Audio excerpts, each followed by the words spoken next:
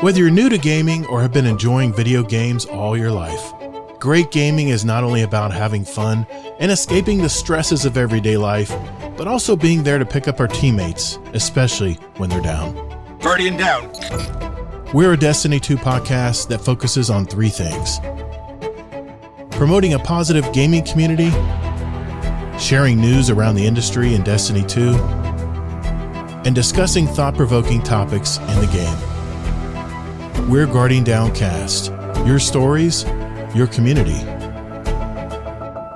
and your destiny.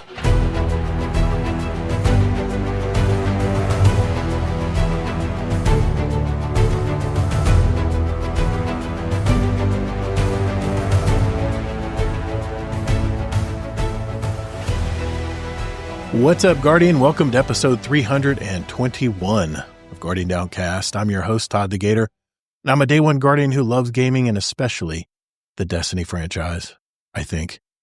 We're the podcast that's all about your stories, your community, and your destiny. For those of you who may have just discovered our podcast, we're a weekly gaming show with an emphasis on the Destiny franchise. We like to sprinkle in some entertainment and other topics of discussion relating to our hobbies from time to time as well. We also have roundtable episodes typically every month where we have more diverse conversations about our gaming hobby. And we'll post in our Discord when those will be coming up. You can also click on our event tab in our Discord for our live shows. Just hit that RSVP and it'll actually give you a little notification saying, hey, Guardian Downcast about to go live. Pretty nice little feature they have in Discord. I got to admit, Discord's been a great service for us.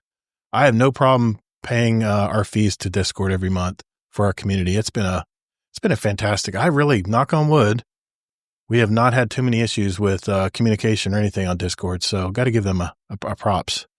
Just remember, we go live every Thursday nights, 9 p.m. Eastern time, and we have the replays in my Twitch channel and on my YouTube channel. That's ToddtheGatr.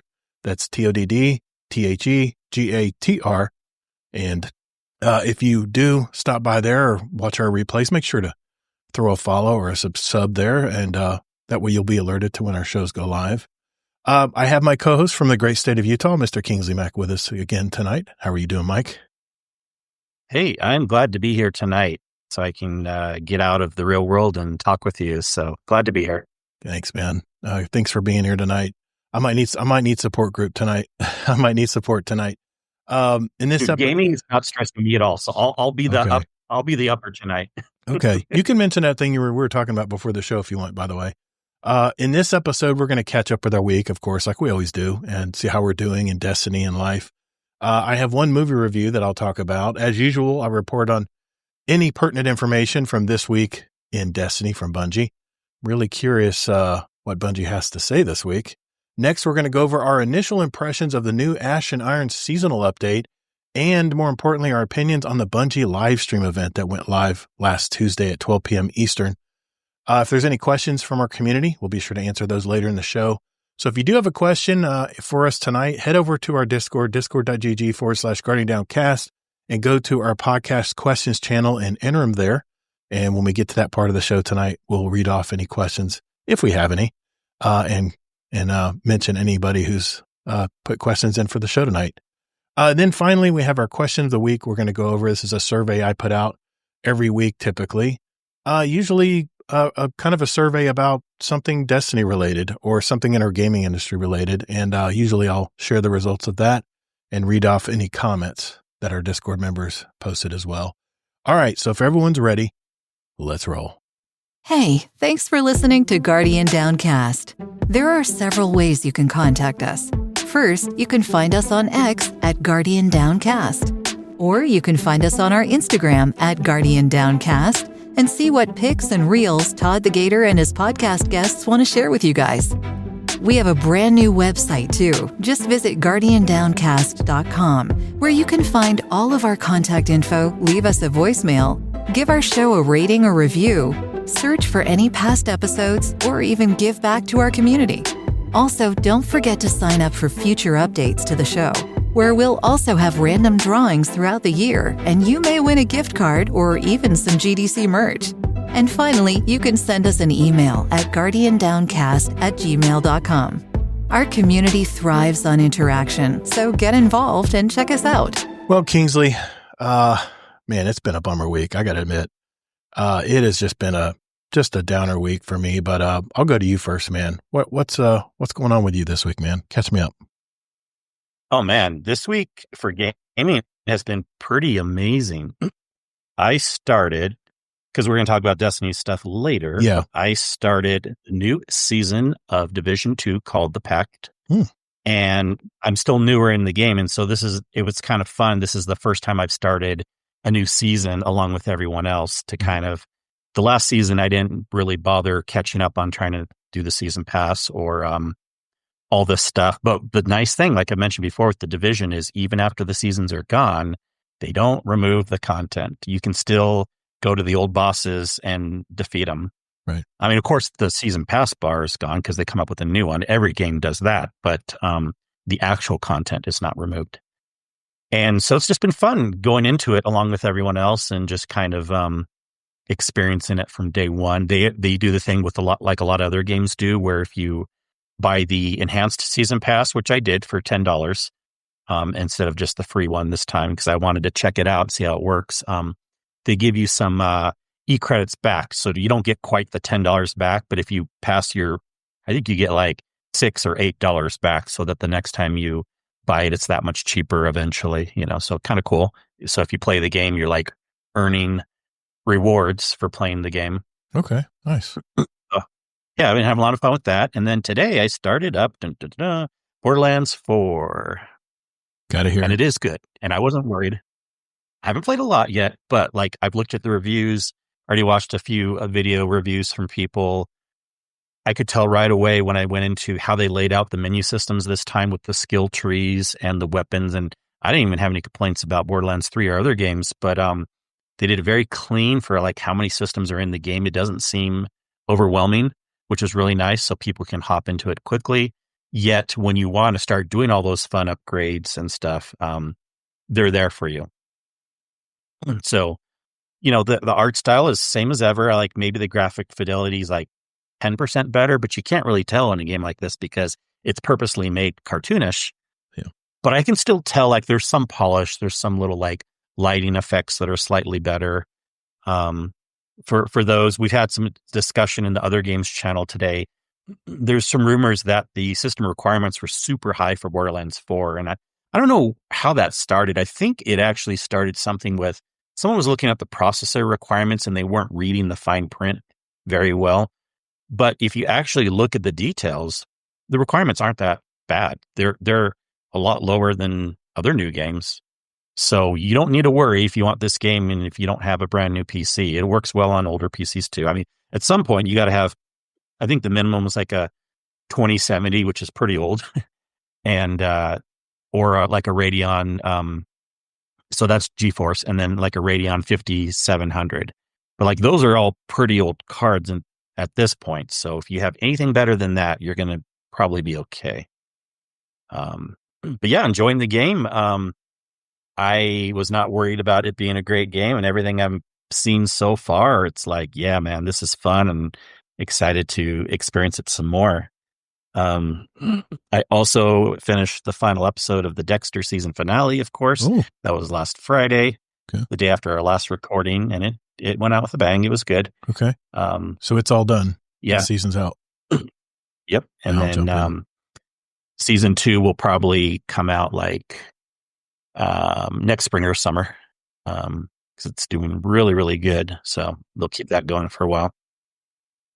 And that's about it. But tons of video game stuff going on right now. I delved a little bit into the Silksong game, and I love the art style, and it's a fun game. But like one right now that's definitely going to be lower on my list compared to like Borderlands and the Division and stuff. But gaming is top notch right now. I mean, unless you only like to play one game and will never consider anything else, there's plenty of good games you can play. So leave it at that. I got you. Well, good to hear, man. Yeah, there's been some tragedies in the nation lately, and it's just been a weird week, man. It's been a crappy week for me, and that's not even including the the Ashen Iron launch that really had me spinning for a while there, and we'll get into that. But I heard in podcasting circles that a pioneer of podcasting industry passed away this week. You all have probably never heard of this man. His name is Todd Cochran, but he was a co-host of the New Media Podcast, which is a podcast for podcasters. And I've been listening to that show for probably 3 years now, and always appreciated his honesty in podcasting field. And he was also the CEO and founder of Blueberry, which is a major podcast hosting platform out there that I, just for the record, I don't use. I use Libsyn for my podcast publishing. He was only 61, and just really sucks to lose someone like that way too early in his life. And he was such a positive force for independent podcasters out there. So I wanted to at least mention his name today out of reverence, because a lot of the people who really knew him well have already done a tribute to him. But I figured I owed him that, to at least mention him, that he was in my thoughts this week. And it just bummed me out, man. That man is not very old at all. And it was a fluke thing how he died. I won't get into any specifics out of respect for his family, but it was very sudden and unexpected, to say the least. Gaming. I not much. I haven't really done much in gaming this past week, other than I did get all my 2 alt accounts. I remember I mentioned in the last week's show that my 2 alt accounts, I got the reward passes complete right before Ashen Iron dropped. I have not played any Destiny Rising. And, Kingsley, I was listening back to our conversation about Destiny Rising last week, and I kind of reflected on it. And I know I had a lot of excuses last week for why I was not playing Destiny Rising. And I think the great Day Infinity said it best. And I just kind of nodded my head when he said it. I have enough Destiny in my life right now. I got one Destiny game, and I really don't want to get into another Destiny game. And it's seriously how I feel. I mean, I know I mentioned a bunch of excuses that it's a gacha game and the graphics not going to be as good, or I have to use an emulator, which I'm sure is not that hard to hook up.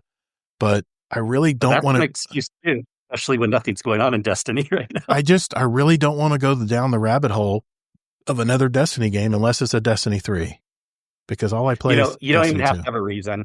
I know. You can just say, I don't feel like it. It was funny that sometimes that's better than just, having excuses. I appreciate this about you, Kingsley, because you don't let things slide. And I like that. I like that you keep me accountable when it comes to my excuses. Too. You were being fair. You don't even have to have a reason. You were being fair. You were being fair, though. You were calling me on my bullshit, and I appreciate that, man. But we'll get into Destiny talk here very soon. Entertainment-wise, I did want to mention my wife and I saw one movie at the theater this last week. Using my AMC Stubs A-List membership, of course. I can see 4 movies in any format free every week. So I don't know that I'd ever get to 4 movies, but I've seen 3 before. We saw a new indie movie this last week called Splitsville. It's an independent. It stars Adria Arjona. If you remember the Andor's girlfriend, if you watch the Andor series, that's who I'm talking about. Dakota Johnson, I think everybody knows who she is, and they played the wives in this situation, and Michael Covino and Kyle Marvin as the husbands. This is a crazy and funny film about a man who runs from his wife, literally from his car, when he was parked on the side of the road after she asked for a divorce, when they both witness a car accident. And he runs to his friends in support, which is Dakota Johnson and Michael Covino. He finds out that the key to a happy life is an open marriage. The movie, like I said, is called Splitsville. The movie begins when that part begins, it just gets crazier from there. It exposes some buried feelings between both these couples and their marriages. And, there were parts of the movie that had me in tears laughing. If you do watch the movie, the roller coaster scene had me rolling on the floor, literally.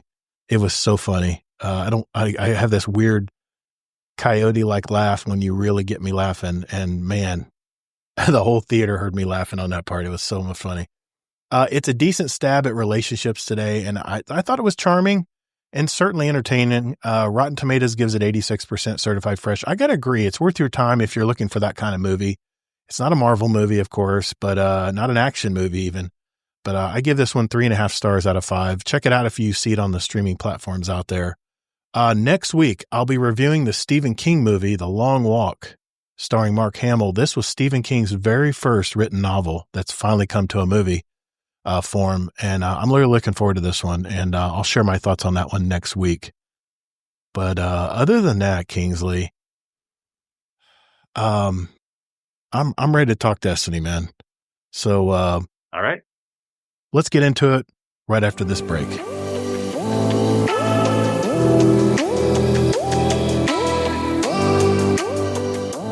Hey, just a quick reminder that we have several Destiny 2 clans, and we invite all of you to be a part of it. If you're looking for a home to share your Destiny experiences, now would be a great time to jump in and get to know some of these great gamers. We're here for the community and friends you make along the way, and no hardcore restrictions. And enjoy what time you have for Destiny is all we ask. So if you're looking for a clan out there, join our Discord. That's discord.gg/GuardianDownCast, and just reach out to a mod and we'll open the door for you. So join us, and later, Guardian. All right, Kingsley, we can't avoid this topic anymore. It's been a kind of a glaring issue this week, but I want to start out with our impressions of Ash and Iron, and of course, after that, the Bungie live stream. I want to start out that by that pointing out that when I signed in to play Ash and Iron on Tuesday, it has 0 story content. I mean, I was expecting a patrol area on the Plague Lands and, some kind of continuing storyline that they weave into the new destination, which ironically, I can't find the Plague Lands. I don't know if you found it, but I couldn't find it. I didn't see it on the map anywhere. And even if it isn't a patrol area, I thought it'd be an explorable area at least. But I did try the newly updated Mida multi-tool. I quite enjoyed how it goes through the stages as you kill more enemies. I don't think it'll do very well in Crucible. You'll never get to the stages by the time you get enough kills.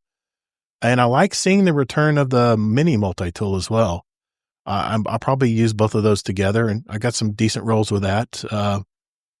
But I jumped in looking for the place to go, right? This is the new season. This is the new update. And I was looking for somewhere to go to start seeing some kind of story or some kind of story mission, anything. And all it said was to go to Devrim K. And I'm like, okay, we'll go to Devrim K. Went to Devrim K. He says, go complete this initial mission, which you have to go through the portal and the special event to get to it. And I got to say, the mission that they had on the tower was fantastic. I loved it. It was new content. Went all through some back areas of the tower that we haven't been before. Some areas we had been before and past missions, but ran through it, killed everything, had a great time, even got some really good loot. I got the rocket launcher and I got the new Mida mini tool. And then I went back to Devrim and it said, good job. Get the hell out of here. I'm like, what? What do you mean get out of here? What else do I need to do? What's the next story mission? And all I could go to was the portal. And there was an event called New Territories, and it only ran for a week. So I said, okay, let's jump into the New Territories. I jumped into one of these solo. I think it was the Cabal, the Cabal one. I'm trying to remember the name of it, but it was the new reclaim activity.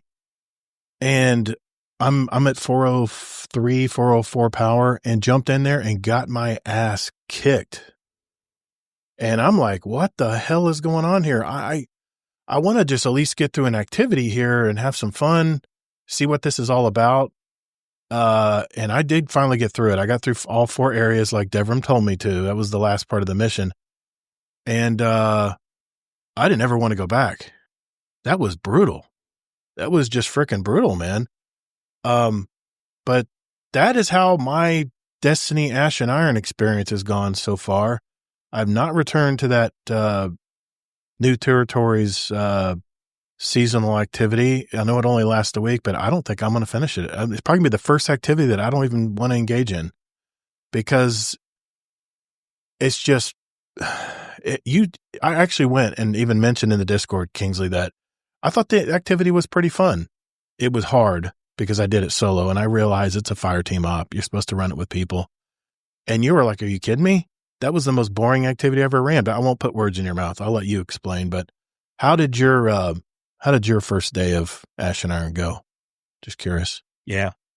Well, I don't equate hard to boring, so both things can be mutually exclusive. But and I do have comments on all this stuff. Yeah, it's interesting. Couple things. First of all, I kind of went in knowing that we weren't going to have any story content because they did warn us ahead of time. No, so technically we don't have 4 seasons. We do have 4 battle pass or 4 rewards bars, but the season actually goes until Renegades. And this is called an update. Now they call it a major update, which is kind of a joke. It's called an update. It's a season. You get a new seasonal reward pass. Let's just call it what it is. It's a new season. Well, yeah, but if their official marketing calls a season from everything, so if you want to go on what they're calling a season, because they have the name of the season too, it actually goes from Kepler all the way till Renegades. So anyways, I knew that there wasn't going to be new content. I also knew that the new location wasn't going to be anything other than in the activity because, why they don't have enough time to give us tons of just extra. This isn't like a DLC drop with they're bringing back the plague lands and we can, explore around and do all this stuff. It's really just a new activity. That's basically it. Wow. I do want to say though that the activity is not going for just a week. They're just promoting it. I realize that in the it's the new territories called the new territories. That's the yeah. But the reclaim. Case anyone's thinking, reclaim will be around. Reclaim will be around. But my major issue, my 2 major. So I went in. I usually like to go in realistic and lower expectations because that's how I feel like Bungie is to us right now, at least to me. But even I had some disappointments that I got. Even with going in with low expectations, I was disappointed because the 2 things that bothered me was the way they present in the portal is just confusing to people. Because they promote so much this go on your tier that you're in, whether it's master, GM, whatever, and do an A+ score. And that's the only way to play because getting power. But there's sometimes where people want to play just for the experience. And I knew you can bring it down to a lower level. And you can do that too, by the way. You don't have to play it on DM. You can play it on the lower level. Of course. Yeah. If you just want to experience. True. But you're not going to get anything worthwhile. And then anything powerful. Well, I mean, yeah, I don't care.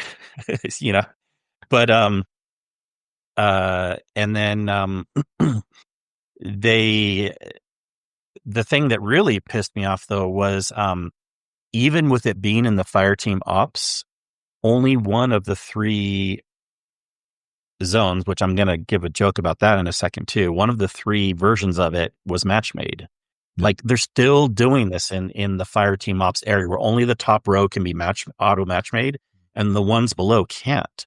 And the only thing I can think of is why are they doing that? Maybe because population's so low, they don't want to match make everything. They're not doing it because of difficulty, because they are matchmaking GM level stuff and people are doing fine.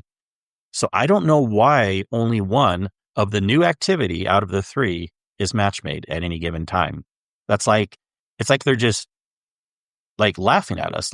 Oh, you can only play this one if you want to make it easy. Otherwise you have to do it as a slog. Just going with the team, of course, that you bring together on your own, or which is a pain because not everyone's schedule, or play solo, and then that's a slog. It's not too bad of a slog. I actually did the other 2 versions of it, and I did it solo, and it's a slog. I got it done in 45 minutes once, mostly because I got into this weird loop where ads weren't spawning enough, so it was just taking forever to get to the 1,000 score. Lucky you. Yeah. And then it was just boring. It was just freaking boring. Even when I did the match-made version, I don't see anything interesting about this activity. I'm curious for people to think it's okay or good. I'm not saying that's a bad opinion, obviously, unfair about things, but I'm just curious what you think about this as fun, because it's just kind of like boring in my opinion. And the thing too is like when you do the other versions of the mission, they seem like they're giving you the same zones, but just in a different order. Yeah. Yeah. It seems like What's it's the one point of having? seems like it's one location. Yeah. Well, no, there's 3 locations, but Yeah. but when you're playing the activity, you go to 3 places anyways, Right. or 4. I guess there's a boss area. I forget how much total it is. Mm-hmm. And so they just seem to like be doing it in a different order each time. Like, that's absurd. You can't say there's 3 versions of the activity if it's really just the same things in different orders. Maybe I'm missing something on that, though. I'll try to be fair if I'm missing something on that. So, and then once we found out, the other thing that I was assuming, but then they told us on the stream that the exotic mission's not even coming out right away. We have to wait till October 7th. Yep. And the exotic mission will probably be the highlight of the, right. Sure, you can call it season. I'm calling it an update. But Mm-hmm. of all the stuff we get till December and maybe the Halloween event, I'm going to talk about these 2 things in a second. But those things will probably be the only 2 highlights of this whole 3-month period. Other than that, it's going to be boring, at least for me. Well, I gotta point out that the new exotic that you get with, which I had a feeling, it's the first weapon you get with the paid reward track, the new Malphus, however way you say it, the Rocket Pulse. Mm-hmm.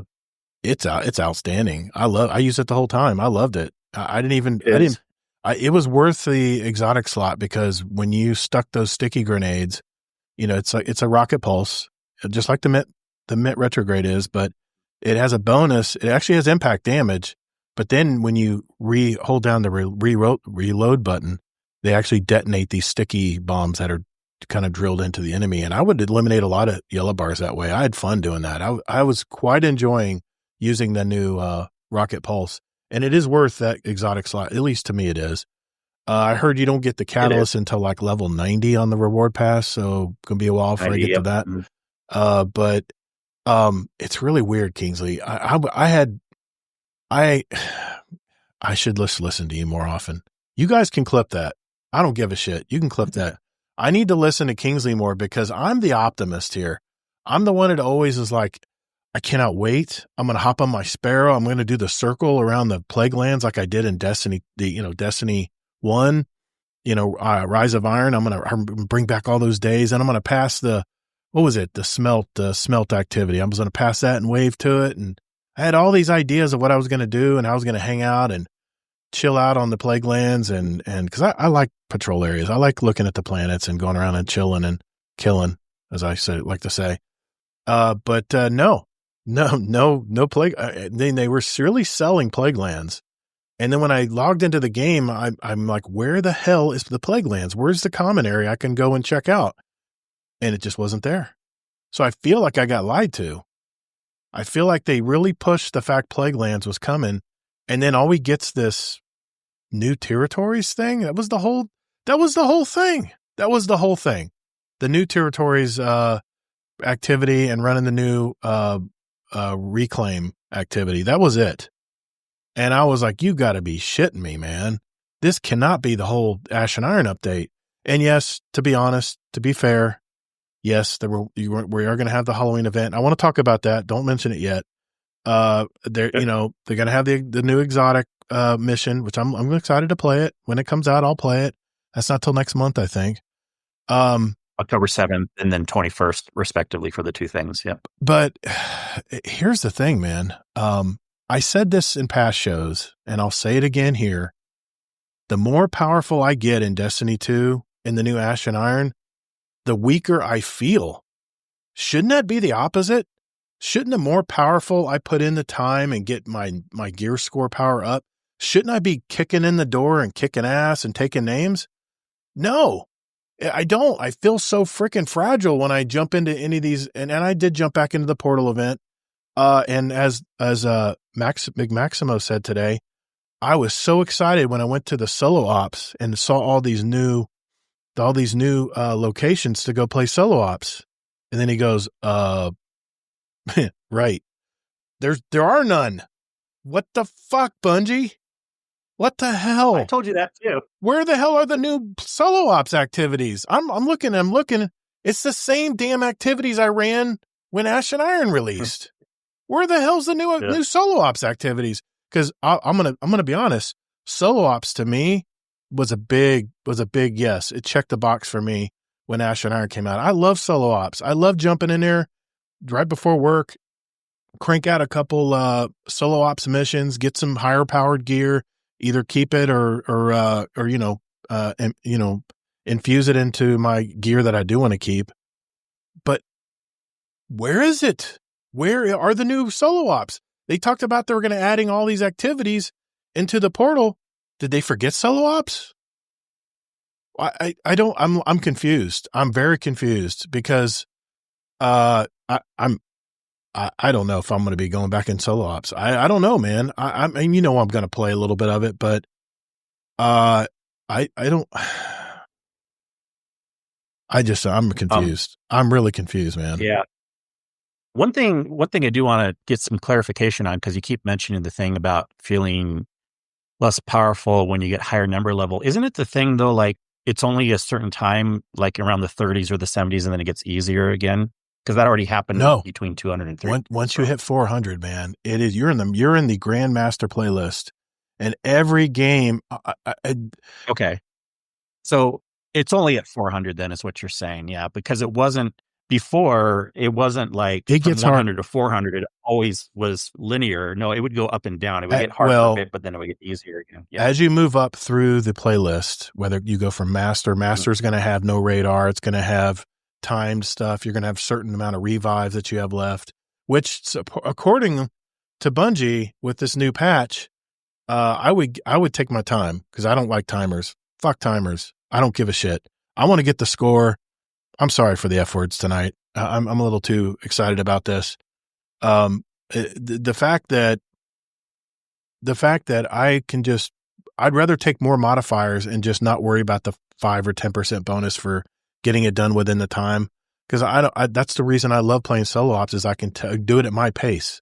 I know what I need to do. I can systematically take out the champions I need to take out of. But as you move up in the playlist, the modifiers in order to get a good score keep going up. The stakes keep going up. They keep going up. Sooner or later, you'll have no radar. You'll never have radar. It's never. It's something you just have to have in the player stakes. It seems like I know, but like things got harder at 270, but then they got easier for me again at 300.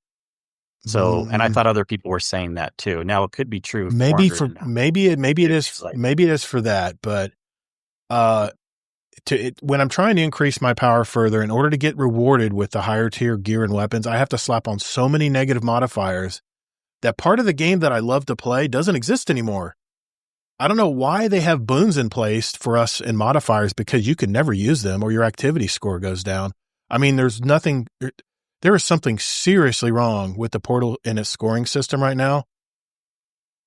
It seems like anytime I jump into a solo ops or any kind of portal activity, because I have to play in Grandmasters now because I'm 403, I'm over 400 power. I still think I blame Datto for this. Datto mocked Bungie when the Ron raid came out, and he was mocking Bungie how easy everything was to play. And I swear to God, I think that really pissed off Bungie devs, because it seems like today it's gone all the way in the other direction. You cannot have fun and play anything to grind gear now. You have to frickin' sweat every frickin' game, man. It seems like every game I jump into, Kingsley, I'll just give you an example here. I have to have I have to play with no radar. I got to start with 0 ammo. I got to go to orbit after losing all my revives. Getting slowed when I'm punched. Fire dropping from enemies when I kill them. Not to mention the loads of champions and special enemies with more banes to hurt me. I think I'm just going to shoot some bad dudes in Borderlands 4 instead for a bit. I'm still working to 200 on my alt accounts, and I'll jump in and do my bounty runs with, for powerful Ingrams every week like I did before Ash and Iron drop. But I'm good, man. I think I don't think I'm going to be worried about powering up beyond for my 403 unless Bungie seriously makes some changes And that's why I put the TWAB after this discussion tonight, because supposedly they talk about things they're going to do, which I really can't believe what they say anymore until I see it. This time they'll actually do it? I'm not going to believe anything until I actually see it. All the bugs. There's millions of bugs. Oh my God. Came out. I think the scoring system in Portal right now is a bug, because they confirmed. Yeah. But anyway, they confirmed that bug along with a million others. Now, I do need to say on the Ron thing, that's not the reason. That's not the easiest raid at all. Vault and DSC are easier than Ron. In fact, Ron, I keep saying this a million times. Everyone has an impression that Ron's an easy raid. No, it's just easy for the mechanics. The ad control is actually harder than a lot of other raids in that. And if it was the easiest raid, I wouldn't see raid groups trying to farm the last encounter and have issues.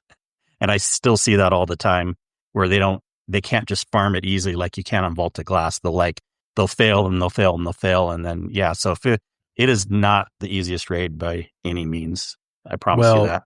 Kilvin kind of nails it in the Discord chat. He says that negative 50 delta in Grandmaster makes it an absolute slog. And by the way, I forgot to mention, it's a negative 40 or negative 50 or a negative 60 delta in order to get a score now in Grandmasters.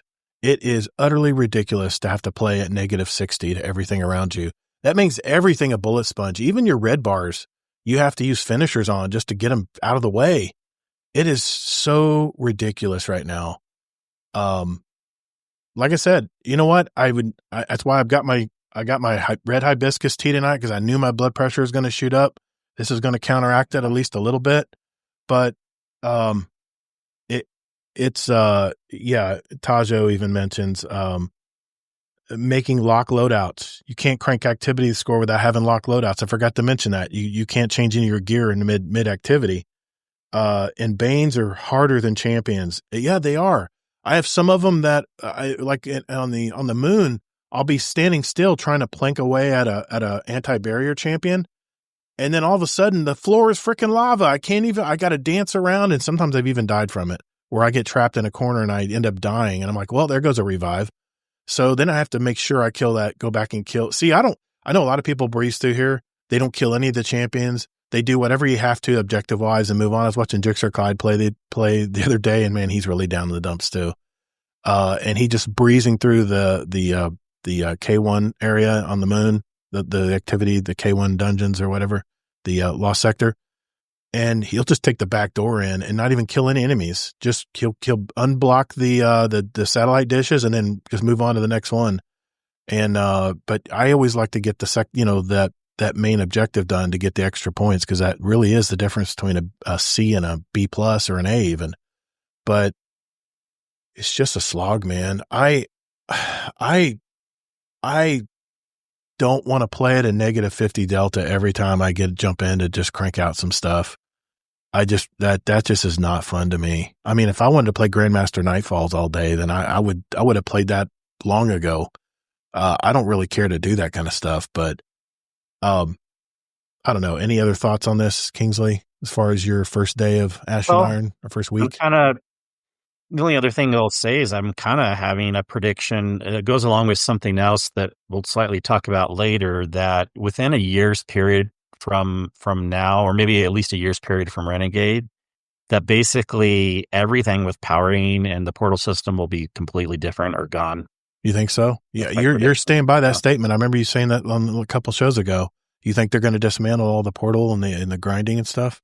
Well, I don't know if I'm not saying like portal will be totally gone, but it'll be totally different. That's what I said. See, and the power leveling thing too, because I have to give a little preview. Power is not going to matter come Renegade for tiered weapons, and we'll get into that later. But they're already making all these changes. They're just going to revert everything, and then all this work they went into was for nothing. I'm not even thinking about tier 5 stuff right now. I'm just trying to survive these encounters where I can at least get something for my time putting in. And like I mentioned, I think someone was talking about, value for their time in a question for the show last week. And I got to agree, man. If I'm going to spend some time, I'm an investment gamer. I like to invest my time, and for my time, I want to get something back for it. This is a looter shooter game. Let's keep that in mind. And if I'm going to play a looter shooter, I want to get some loot. And anyway, I'm not going to pile on that, but I know how Bungie can fix this. I was thinking about this today, just how miserable this whole week has been with the death of my friend, and it's been rainy all week. I just had a 100-foot oak tree knocked down out of my backyard. That was a $2,500 expense I had to come up with this week. And of course they broke my fence. My wife's garden was all trashed. I mean, it was just a nightmare. I mean, just a terrible week. But on top of that, my only hope, my only bright spot was Ash and Iron drop this week. And then what I saw day one when I jumped in, I was just flabbergasted, man. I was just totally deflated. And, I really think I know how Bungie can fix this, like right now. I got to thinking about this today. You know, the thing I'm loving right now is the fact on my alt accounts, I'm at like 135 or something on those. I'm just building them up. I can run anything. Raids, dungeons, Crucible, patrols, and get the blue. I talked about this last week. I get these blue engrams from the high value targets, and you'll get +3 gear. I think up to 200. Yep. I think what Bungie needs to do, and are you listening, Bungie? Sony, are you listening? You want me to play this game? You want people to jump back into this game like right now? You need to make everything in the game that you play a +3. Everything in the game. If I want to go do patrols and a blue engram falls out of a red bar dreg that I kill, it should be +3 all the way up to 500. And I think that's another reason that the portal doesn't need to be around. Well, here's the thing. If you want to get the new gear and the new weapons and the new tiered loot, yes, the tiered armor is a total win for me. I'm always looking at loot. I'm always looking at how I can build. The build crafting is off the charts for me right now. That's the one thing that keeps me playing this game is the build crafting possibilities are endless. And if you add in all the fragments and aspects and you know, just everything, your subclass built in around it, tying into all that build crafting, it is a lot of fun right now. And, but I think what Bungie needs to do, I'm going to say it again because I want to see if Bungie hears us. Make everything in the game. When you guys play your raid that other night, you know, I don't know what raid you're playing. If it's not even Desert Perpetual, if you're going to play a Vault of Glass raid, every drop should be +3 that you get out of the chest in the raid, even though it's not tiered loot. It can be just regular blue. It could be a blue engram. It needs to be +3 so people can level up to 500 as fast as they can. And then from 500 to 550, those are where you're diehard, where you can only go into the portal areas and play the portal. Then you can go in there and play your master and ultimate, you know, with all the modifiers and stuff built in. Then you can go in the reclaim activity that's out now and jump in there with all the modifiers and with 2 of your best friends that kick ass and go in there and just get your prime engrams and start leveling up to your 550. Then it's a total bragging right that you went through all these elements. But the problem is Bungie's throwing all of this high level play to just us plebs, us casuals that are just trying to get up to 500, up to at least be able to get tier 4s even right now. And I think if Bungie changed this tomorrow, I think a lot of us would keep playing because the power grind for me is fun. I know it's not for you, Kingsley. I know for a lot of people it's not for them, but they want the story. They want to explore things. But for number go up, that works for me. But the problem is now for me to go from 403 to 404 on my character, I have to go into Portal. I have to play solo ops and I have to play it at such a high level, like a -50 delta, that I'm just miserable. Even though I know those activities in and out, I still am hitting bullet sponges. I have to go through all these new banes that come at me. I got the airborne stuff coming at me. You know, I don't have any ammo in any of my weapons until I find ammo crates, which I'm getting good at finding those. But it's just Bungie needs to bring back the fun factor and the reclaim activity. If you're 500 to 550, then yeah, you need to put all those Banes and champions and all that other stuff in. Otherwise, let the reclaim activity just be fun to play. Let anybody who wants to jump in there play, and they'll get +3 for anything that comes out of the chest or anything like that, and just be done with it. I don't think they need to take apart the system, Kingsley. I just think they need what they're doing now from 10 to 200, they need to do from 10 to 500. And then when the reset comes in December in 3 months, where everyone goes back to 200, it won't be as a big a deal because the looting, the leveling up process will be so much easier, and they can play anything in the game. If I want to play Vault of Glass with 5 other people this weekend, I know when I jump in there, I may not get the new tiered loot, but anything that falls out of that chest will give me +3 all the way up to 500. And then from 500 on, like Tajo and a lot of the guys out there that are really hardcore playing this, then start throwing all the Banes and Champions and no start ammos and fire at your feet and freezing when you get punched and no radar and all that. Let them get into that, because that was what Nightfalls were. Nightfalls were those people who are really high power level and really love the challenge of doing the Nightfalls. But now everything in the game is a Nightfall. And that's you're just gonna bleed players. There's too much competition now for other games to play. Bungie, you got to make it easy for people to jump in these reclaim missions. You got to make it easy for people to play anything. If they want to go farm Glimmer on Cosmodrome and get blue drops or occasional legendary drops, or open a treasure chest and you get a legendary leg piece, it should be +3. It's so easy to fix. I've said my piece. I like your idea in theory, but I don't think it's going to happen for 2 reasons. But I do like it, how you presented it. One, because they put so much into the portal and they're just doing sunk cost fallacy right now. And I give them another 6 months before they admit that.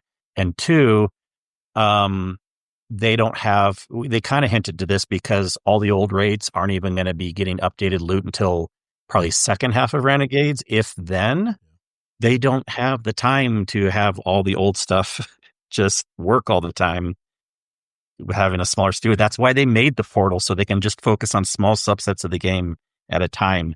This is where all their focus is. They don't have time to work on everything in the game all the time anymore. Well, I said my piece. I was thinking about it today, and I said that is really something Bungie can do right away to just stop the bleeding. Because if I want to go do patrols and turn in bounties on all the areas, let us do that. Oh, and that brings up another point. They need to put all this in Kepler. When we run in Kepler, I think a lot of the 450 guys last season said you could only get up to 300 drops on Kepler. What the hell's up with that? This is the new content. Let us get +3s up to 500 on Kepler. Anything we do in Kepler, anything we get in Kepler, it has to be +3s. That way, everybody will get up to 500. Everybody will feel like they've invested time in the game.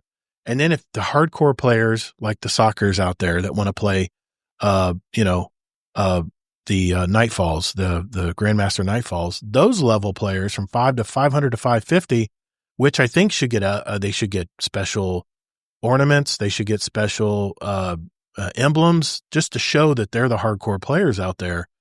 That is where you start throwing everything with the kitchen sink at you. That just makes more sense to me. But I'm at 400. I mean, I got 150 levels I got to get to just to get to the top of the hard cap right now. I don't think I care about even getting there. Not at the current system they have now. It's ridiculous. Yeah. And in 6 months, it won't matter because tiered loot won't be tied to power level anymore. Tajo had a question for me here in the Discord chat. He says, if Bungie continues on this path and making those fumbles, will you still be the last person logged in when they shut down the game, or is this stuff swayed that stance? I don't know, man. I don't know if I'll be the last player.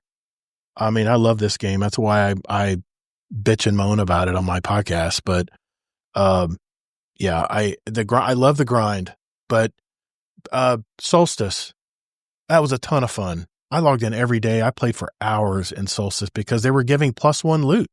They were giving +1 level loot in anything when we ran the portal stuff, and that was fun. But now that if you hit 400, Kingsley, any of you who are 300s right now and are trying to get to 400, you'll know what I'm talking about here very soon when you get graduated. I think it's 380. You get graduated into the Grandmaster playlist. That's a -20 already. And you'll find to get that grade A, to get the highest tier loot possible, you'll find out what you got to do it. And it's just demoralizing, man. It really is. Anyway, I want to talk about, they mentioned in the live stream also the Haunted Altars, the 6-player PvE activity, that there's not going to be any more Haunted Lost Sectors. They're going to be bringing out a 6-player PvE activity called Haunted Altars. Did you have any insight on what you thought about that, Kingsley? I have some comments, but I want to see what you have to say. No, other than I'm freaking excited. This, of all the things, like, I have realistic or low expectations on, this was one small thing that they blew my mind on. A lot of us were guessing that the Halloween event would not have any activity at all, just kind of like Solstice, right? Right. Well, they go a 360 and bring us a new activity. And not only that, it's a 6-player activity. I'm freaking excited. I love 6-player activities. I may be grinding that some, not necessarily grinding for any. When I say grinding, I mean experiencing the activity multiple times. Well, maybe if there's a good piece of weapon, I go for it also a little bit. But to experience it, I'm going to be checking that out for sure. Not only that, they brought a PvP mode called Red Rumble that's coming out. That's going to be part of the 2-week event as well. So, and that's another thing, man. These events that last 1 week, what is up with that? I think 2 weeks is a good amount of time. Any less than that, and if you have a really shit work week, you're missing a lot of players there that might want to jump in and play that stuff. But I'm mixed about this Haunted Altars, because here lies the problem again for the solo player. I would rather go play Haunted Lost Sectors and farm them for loot and to get whatever materials I needed to, move my track along and get the new mask or whatever it is. But now it seems I'm going to have to play in a 6-player activity in order to enjoy myself in Festival of the Lost. And it might be the opposite effect for me. I may actually either bow out or just have a night where a bunch of us just jump in and start playing the activity. I don't know how I feel about this, but I was a little worried about that, because unless they make a 1-player version of this activity, I don't know. Not everybody has a 6-player fire team that it's auto match made. It's match made. I realize it's match made. I understand it's match made, but I've not had the best luck with matchmaking. I know. We've been over this in the past shows, but I'm not a fan of matchmaking. I'm not. I'd rather jump in with 5 other friends of mine that I can BS with and have fun with. But when people don't even know, like the reclaim activity, I'll give you for instance, people jump into that match made. Some people don't have no clue what they're even supposed to do. Or some people may be running around looking for the data pads and bow out and just bail. There's a lot of problems you can get with matchmaking against randos. And I'm just cringing just thinking of this activity. Yeah, you chalk that up way too much. Like in all I matchmake way more than you, and I'd say it's a bad experience at most 20% of the time. You know what I'm gonna do? I might stream it one night. Yeah. One night I might just stream the reclaim activity if I'm playing it, and just publicly show my experience with random 6-player events and see what happens. That's a 3-player event. Activity. So yeah, I'm just curious because I've been watching streamers doing matchmaking as well, and they've had their ups and downs with it as well. Agrees with my 20% comment. Thank you, Taja. Yeah, maybe so. Yeah, 20%. That's still too high for dealing with griefers and not too high. People don't know what they're doing, and killing all the enemies before the objectives are done and not getting the score you need. If Bungie could have 20% less bugs, we would all be happy. Yeah. 20%. Well, any other comments on the Ash and Iron based part of the live stream, Kingsley? No. It's not affecting me as much because still, even though some things surprised me on the bad side, I went in knowing that I wasn't expecting much from this update. And then I'll look forward to coming back in October for the exotic mission, and then definitely for the Halloween event. I may not like the 6-player activity. I've liked most 6-player activities in the game, but I haven't liked every single one. So we'll see when it comes. Okay. Well, when we come back, we're going to talk about the positive things from the live stream event. Be right back.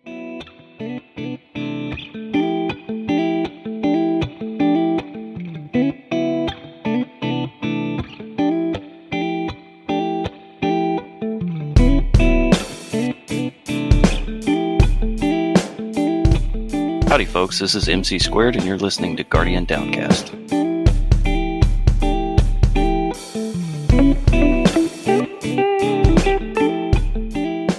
All right. I mean, I don't want this podcast to be all doom and gloom because, I mean, I'm still the eternal optimist when it comes to Destiny 2.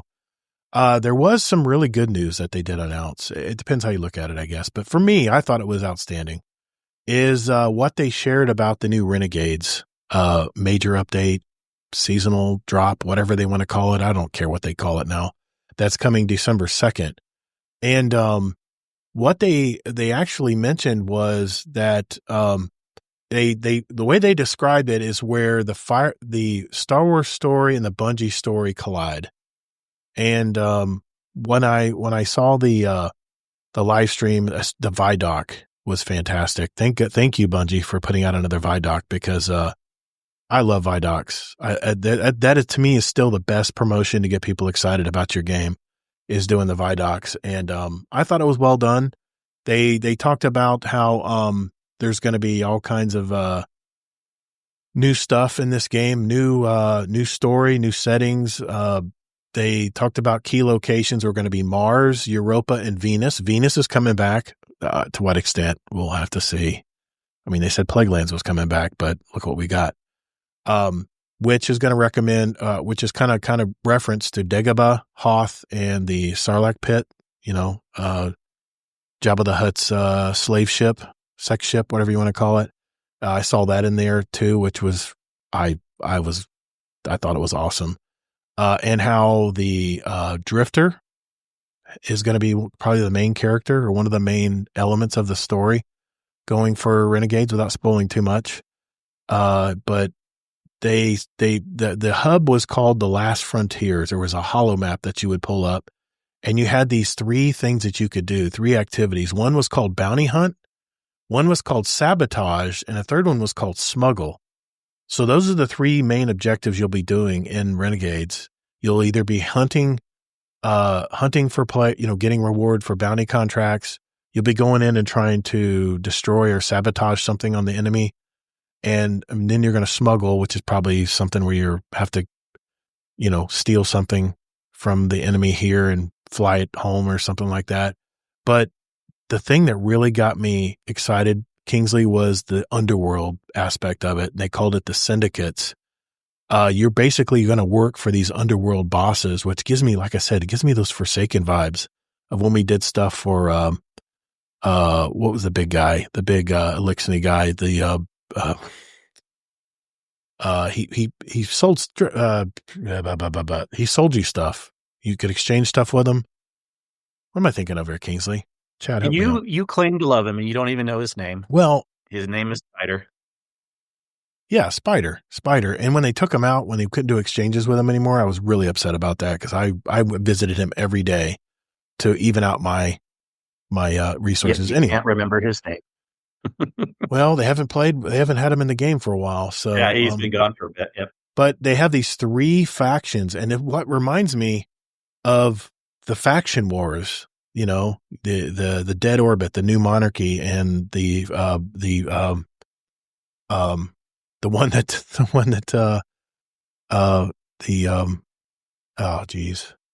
that was a third faction that was had Mara Sundaresh, not Sundaresh, but as the boss. Anyway, it'll come to me. Chad will help me out, hopefully. Anyway, you had these 3 factions that you could actually pledge your allegiance to in Destiny 1 every week, and you would get, when you went and did stuff for them, you could come back with your legendary coins or whatever it was back then and buy the weapons that they were selling, which always kicked ass. The weapons were badass, especially Dead Orbit. Dead Orbit stuff was always really cool. But you have the Pikers, which are these Elixir biker gangs. You have the Totality Division, which are the Scion-led bosses.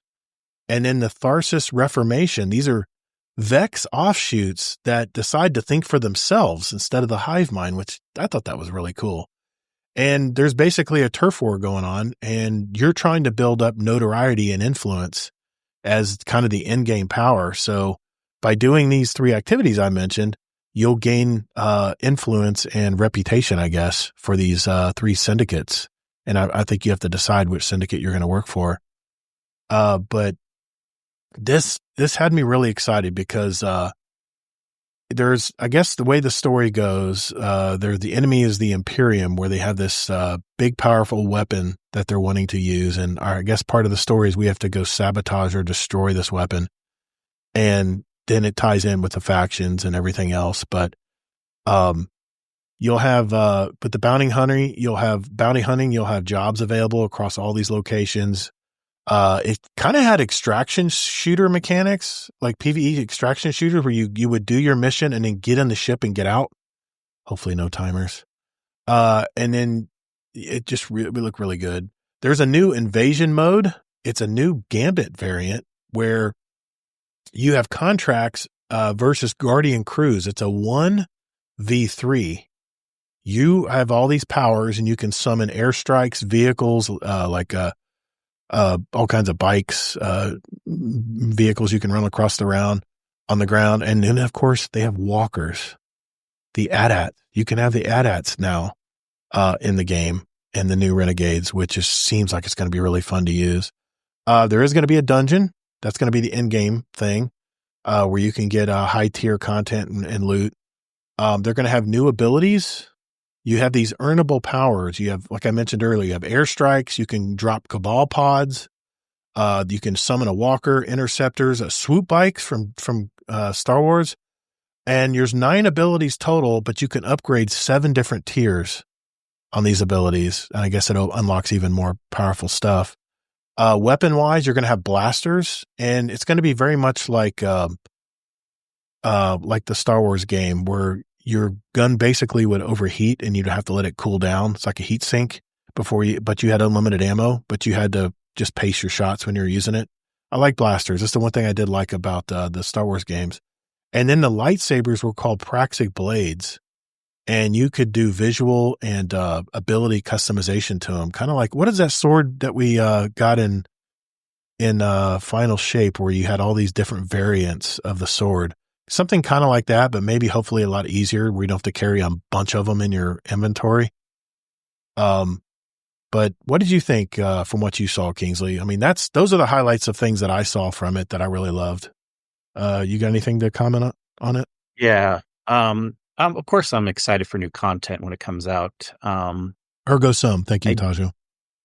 Yeah.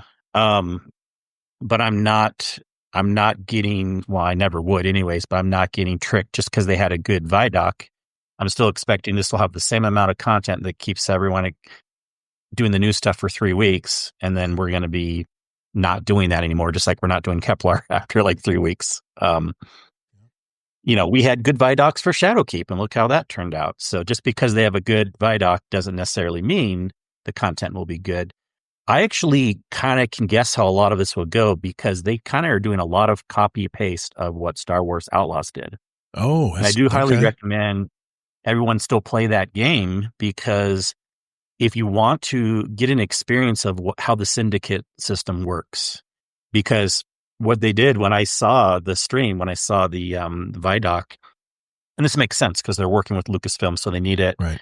There's only a certain way they can do the fonts and the syndicate system, because Lucas does have control on Star Wars, so they want it done a very specific way. And they even had the exact same fonts. In fact, one of the syndicates in Star Wars Outlaws was Pikes instead of Pikers or whatever. So it's very similar. Everything's kind of like a copy paste. I got you. So basically, one thing that I do think will annoy people with the syndicate system is when let's say you want to get some weapons, because probably people are going to want to get all the things from all 3 eventually, right? Okay. Well, you can't really stick with one and be your main, because if you want to get the others, you have to switch over the other ones. But the problem is like when let's say you have one you prefer as your main, what it does is it makes you have a negative on the other group, so that when you eventually want to go over to the other group to get those weapons, you're not just starting from 0, you're starting from negative, because they're mad that you were in this other one. Now, some people may think that's great, but I can see it now. I'm predicting that people will complain about that, because if you want to get all this stuff, you don't get to play the system you want to play. You may be like, well, I like the syndicate, but I can't main with them because I want to get all the loot and all the syndicates. So you got to play this dance where you are in one for just a little bit that you hopefully don't make the other one too mad, get the stuff real quick, and then quickly switch to another one, and then get their stuff, and then quickly switch to another one. And then once you have all this stuff, I guess you could main a syndicate, but then what would be the point at that point, right? Other than just saying, I prefer this one, but there's nothing else to get because I got all the stuff. So that's kind of how that system worked. I'm not very big on the vehicle stuff too. It's actually ATST, not the AT-ATs. That's right. My bad. Yeah. Yep. You're right. And the reason why is because vehicles are always a pain in Destiny. Everyone can agree that doing the brigs are clunky. They're pain to move around. And this is just going to be a different model on a brig. It's just going to look Star Warsy, but it's just going to basically be a brig. Mm-hmm. So I think unless they majorly make the movement on that a lot better, I'm going to probably prefer to not even get in one. I just would rather run around because we're so power creeped and really good right now anyways with all our abilities. Let me see what else I had. I had some notes. Okay, no, that's the only thing on the content. I have a couple things on systems that are going to be changing a little bit later. Yeah. In the second half of Renegades. Okay. Yeah. Let's mention that. But I will loop back. That sounded like a lot of things that I'm not looking forward to, but of course I'm looking forward to new content. I'm just not like expecting this is going to last us months and months of excitement. I think it's just going to be like Kepler, like into the, Edge of Fate, and it'll be really cool for a few weeks, and then we'll kind of be like same old Destiny, just how it works. But I always love new content, so of course I'll be hitting it hard come December 2nd. Some other quality of life stuff they talked about, which seemed to be positive, but like I said, we'll see once they actually drop it. They said they were going to have more faster power climb. I have to laugh at that one. They're going to have improved rewards from raids and dungeons going forward. You're going to have tier 3 base drops in the epic raid and the dungeon that's coming out. I guess that's Renegades. They're going to do bonus engrams tied to weekly rituals. I guess that's the seasonal. Okay. They're going to have weekly systems that they're going to be putting in place. They're going to have something called Vanguard orders, which are kind of weekly objectives. You're going to have weekly conquest rewards, weekly legacy raid and dungeon rewards. And they're calling it the return of clan nights and raid nights, where I guess you can play these legacy raids and there'll be special stuff that you can get, either legacy rewards or I don't know. It was very vague. They're just bringing back what they already had, the weekly rotating raid. Yeah, basically. They did say that all exotics and weapons and armor featured starting in Renegades will be continue to be. They mentioned this last week that the feature gear now will be continued to be featured in Renegades. They talked about this legendary gear enhancement via this new currency, but this doesn't come out until Shadow and Order, which is in March. It's like 7 months away. And they're going to sunset gear score bonus for portal activities. So maybe you're right. Maybe they are going to revert a lot of this. These are just notes from they did the Renegade stuff, and then they talked about Ash and Iron, and then they talked about quality of life stuff that they were going to mention. That's what I'm going over now. Do you want to comment on that? Yeah. A couple things on quality of life. Okay. I found it really interesting because I predicted that, and sure enough, like come the update after Renegades, what were you calling it again? I forget the name on that. What are you talking about? The March one. Oh, the March one. It's going to be. You just said the name. Well, it's going to be where it's just where you can. No, it had a name. The update had a name. The March update, but I forget. Shadow and Order. Shadow and Order was the that's the update after Renegades. This is really, really, really big news, people. In case you haven't read what I wrote in the Discord or you haven't heard it clear enough in the podcast yet, but basically, the tier system with power leveling is going away then, because you will be able to upgrade. I mean, it's not going away, but people won't need to worry about it or complain about it, and there will be even less reason to care about power leveling now, because what you're going to be able to do now is what people wanted. You can upgrade a tier 1 all the way to a tier 5 without having to get to power level. Right. So, I mean, I'll give you an example. I got an Ahab char that has heal clip and kill clip on it, which I love. It's a tier 1 weapon. But it's such a good roll, and it has extended mag. And yes, I realize that it brings my reload speed to a halt, but I have other stuff that's going to bypass that.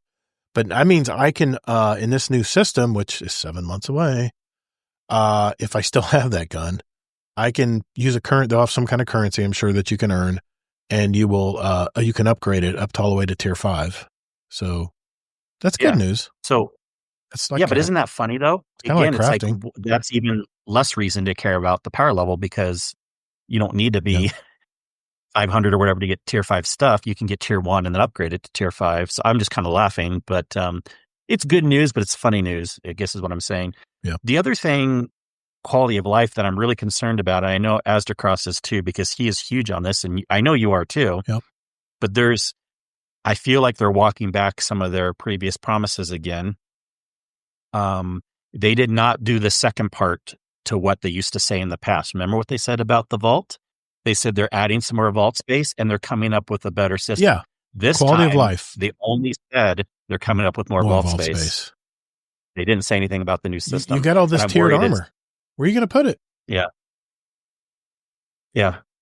I'm just flabbergasted. I don't even know what to think. But yeah, I mean, that is positive. That's 7 months away. So keep that in mind. If you get that God tier roll and you don't want to grind any further, just hang on to it and you can level it up.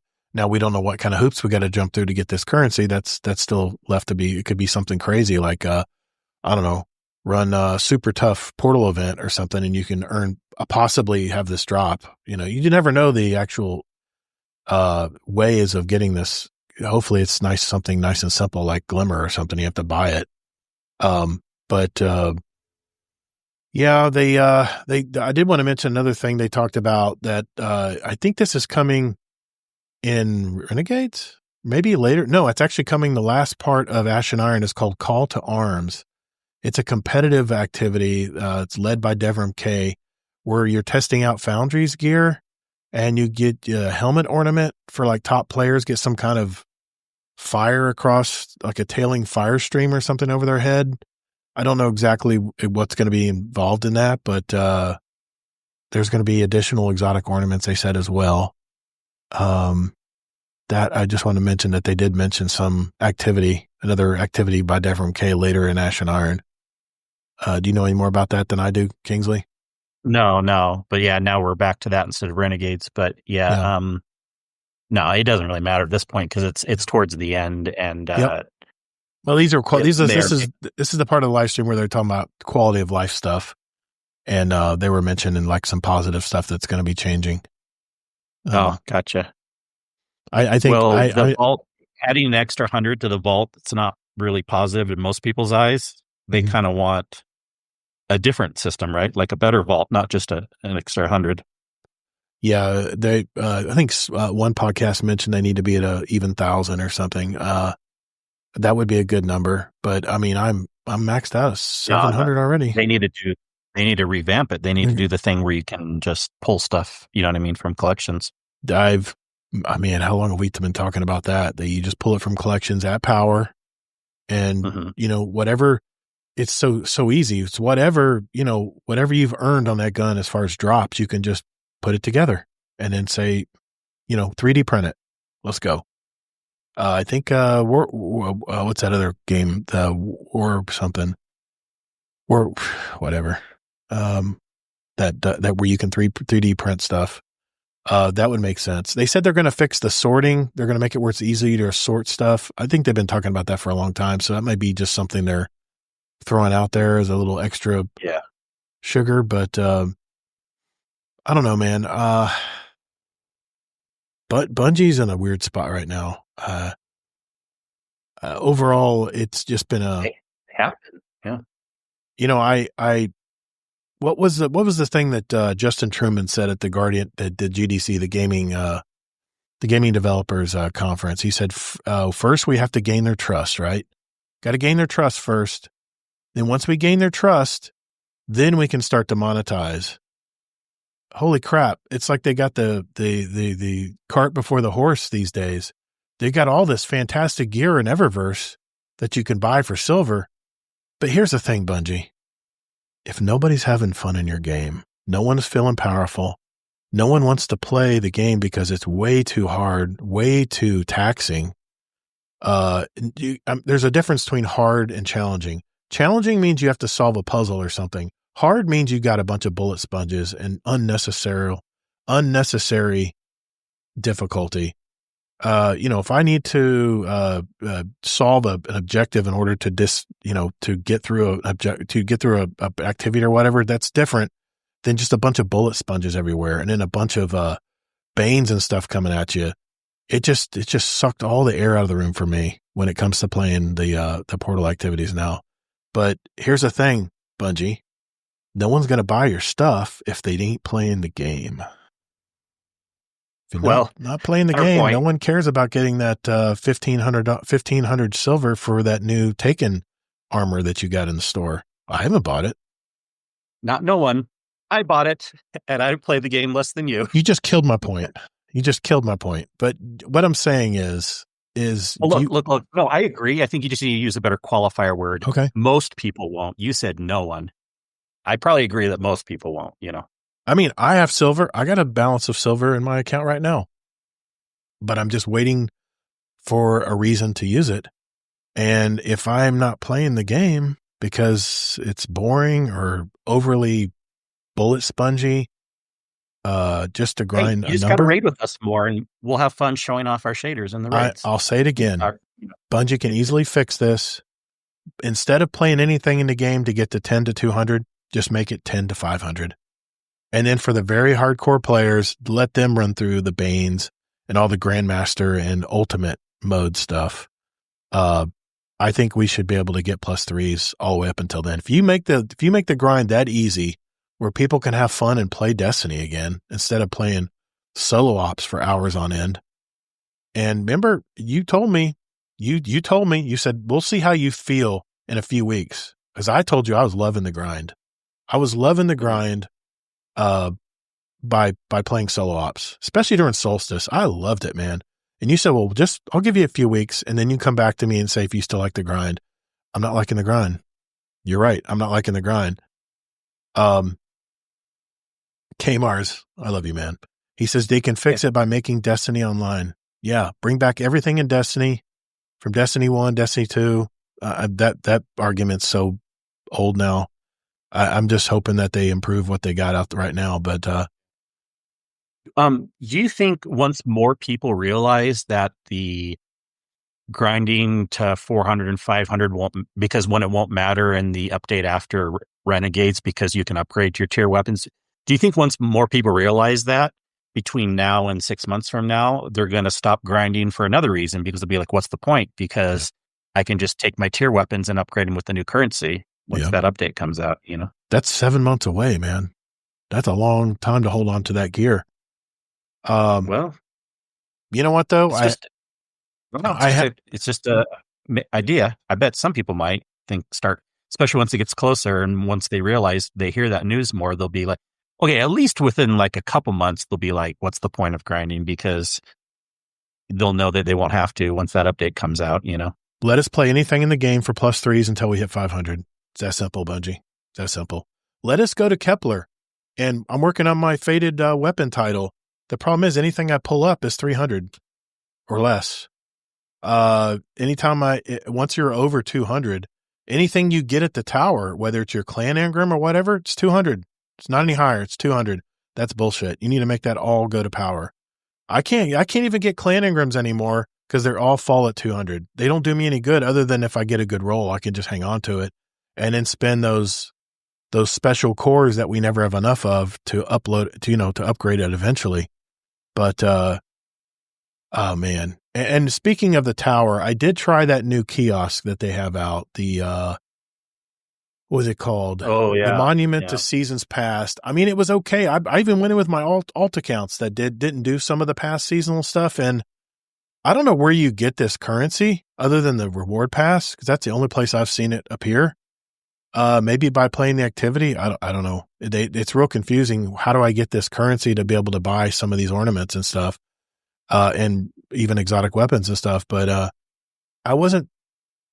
for me, for my main account, I have everything in that kiosk. I have everything because I played every season. I've gotten all the gear. I've gotten all everything from the reward passes and stuff. So I really have no reason to go in there other than to buy just basic stuff like a harmonizer or a golf ball or some shards or something, enhancement prisms or whatever. But other than that, I don't really even care about that. I know that was a nice little sweet thing they put on to Ash and Iron, but I didn't even find that exciting. I don't know. I was going to mention something and it just went through right over my head. I think it's already gone, but the quality of life stuff, I really hope that they do deliver on what they've talked about with the quality of life stuff. But I don't know. We'll just have to see. Hopefully they're going to fix the leveling and stuff. But yeah, a future war cult was the other third faction that I was trying to mention that was run. But anyway, well, Bungie did respond to us this week to what we've talked about here. It's why I wanted to kind of get out our grievances first, because it's time for This Week in Destiny.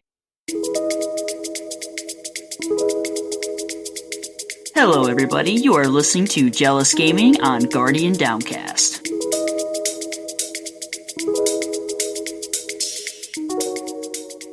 All right, This Week in Destiny for 9/11, 2025.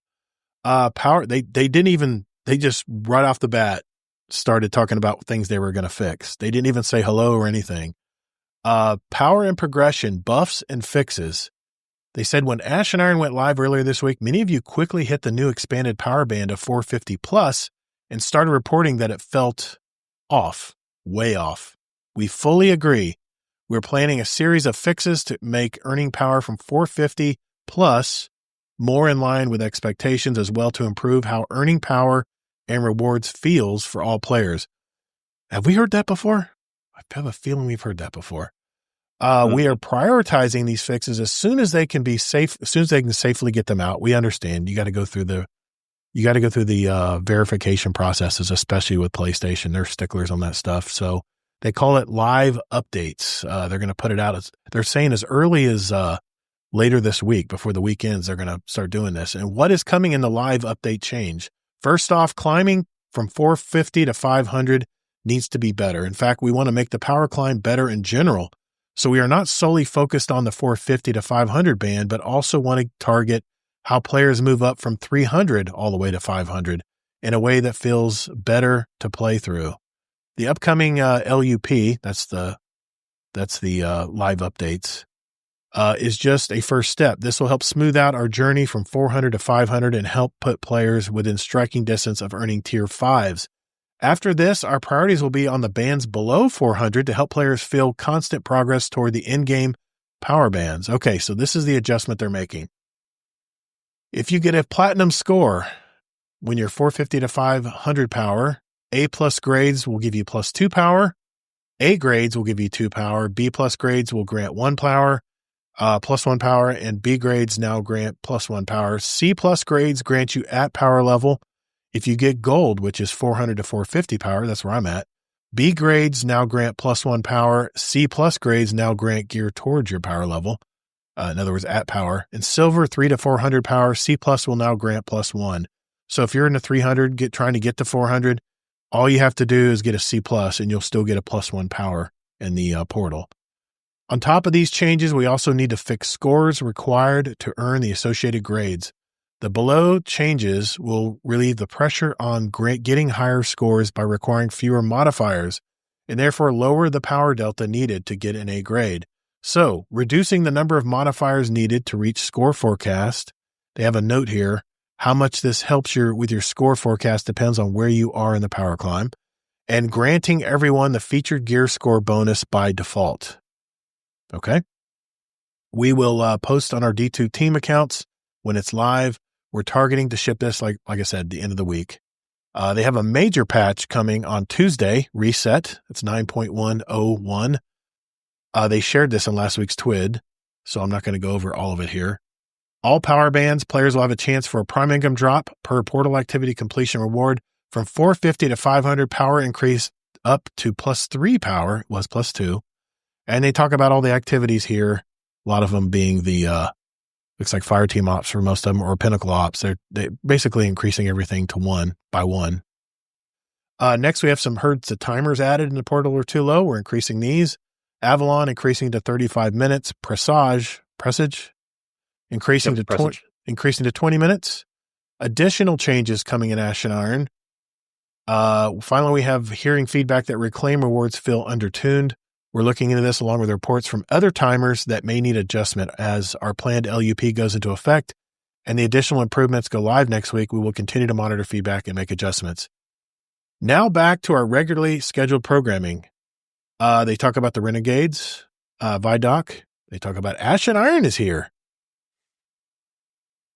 I need some more red hibiscus. That's why they put the also the Renegades preview before Ash and Iron, because you got to lead with good news before the bad news. Of course, that was smart for them to do. Future sandbox tuning. I did want to read this because this was pretty cool. I thought this was pretty neat. Our folks in the sandbox team are working hard on some new tuning for all 3 classes, several subclasses, and a bunch of abilities. Their goal is to implement these in Destiny 2 Update 9.15, coming in October. Okay, I thought this was coming next week.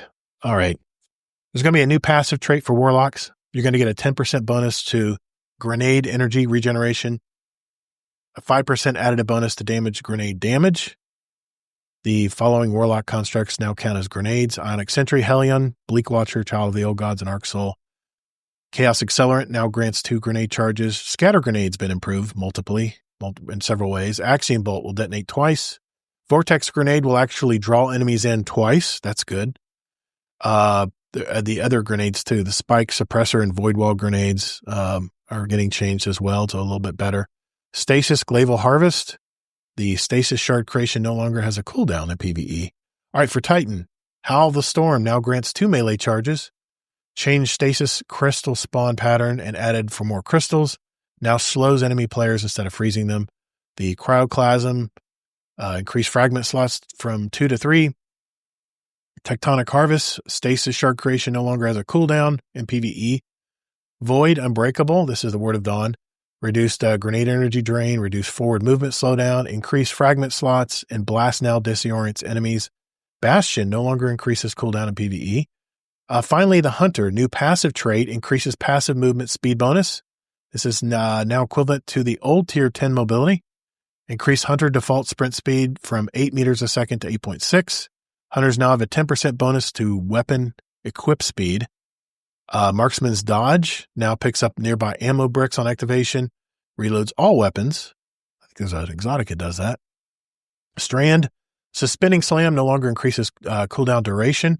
Suspending enemies with Suspending Slam now gives Woven Mail. Duration scales with the number of enemies suspended. Threaded Spectre increases fragment slots from 2 to 3. Solar, on your mark, rescaled stack count to a maximum of 10 stacks. And they show there's different precision things that get even more, or shows how it's built up. Golden Gun Deadshot refunds ammo on Golden Gun final blows instead of ignitions. Stasis, the Grim Harvest. Stasis Shard creation no longer has a cooldown in PvE. So during our live stream for Renegades and Ash and Iron this week, we mentioned a few other buffs and changes we're exploring. We're still working through this space.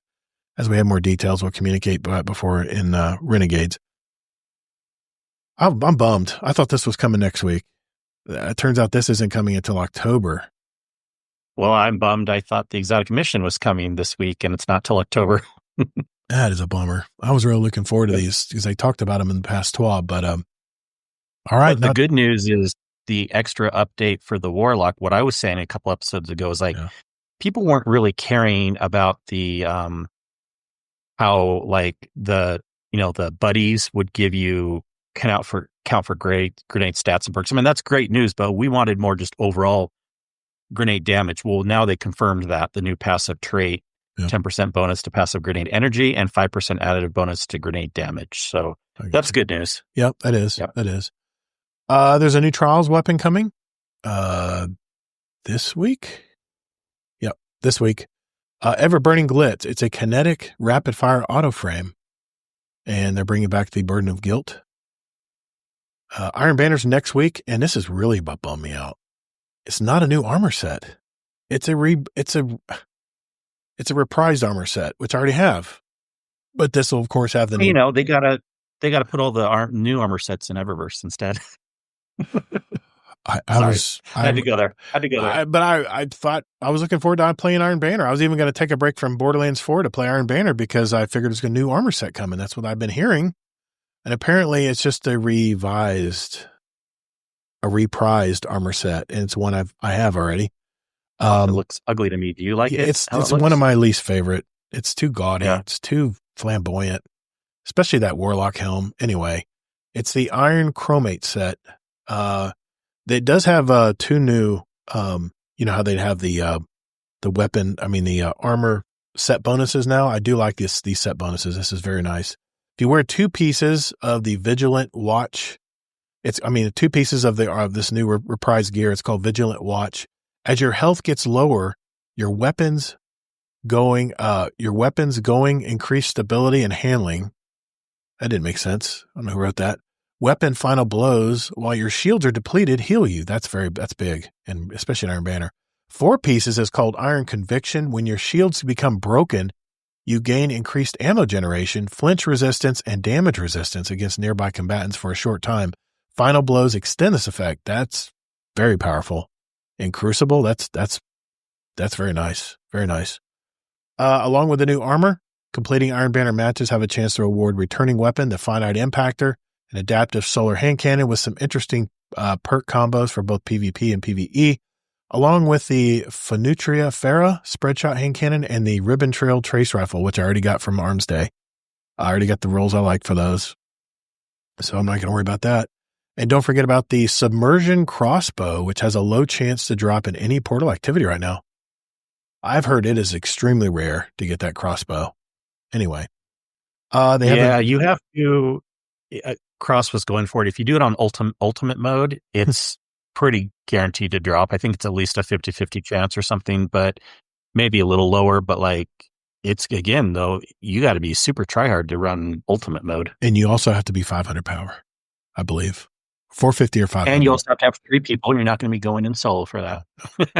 No. They got a new comp emblem. Bungie Bounty for Good is back. Starting September 18th, 10 a.m. It's benefiting the Hispanic Heritage Month partners, the El Centro de la Raza, a nonprofit organization that strives to empower communities through its programs in the workforce development, advocacy, culture, and much more. That is a Crucible head-to-head. If you win the Crucible against the players that the dev team is going to play, it doesn't say who. I guess they're going to announce you're going to be playing against. It is a very nice emblem. Very nice emblem.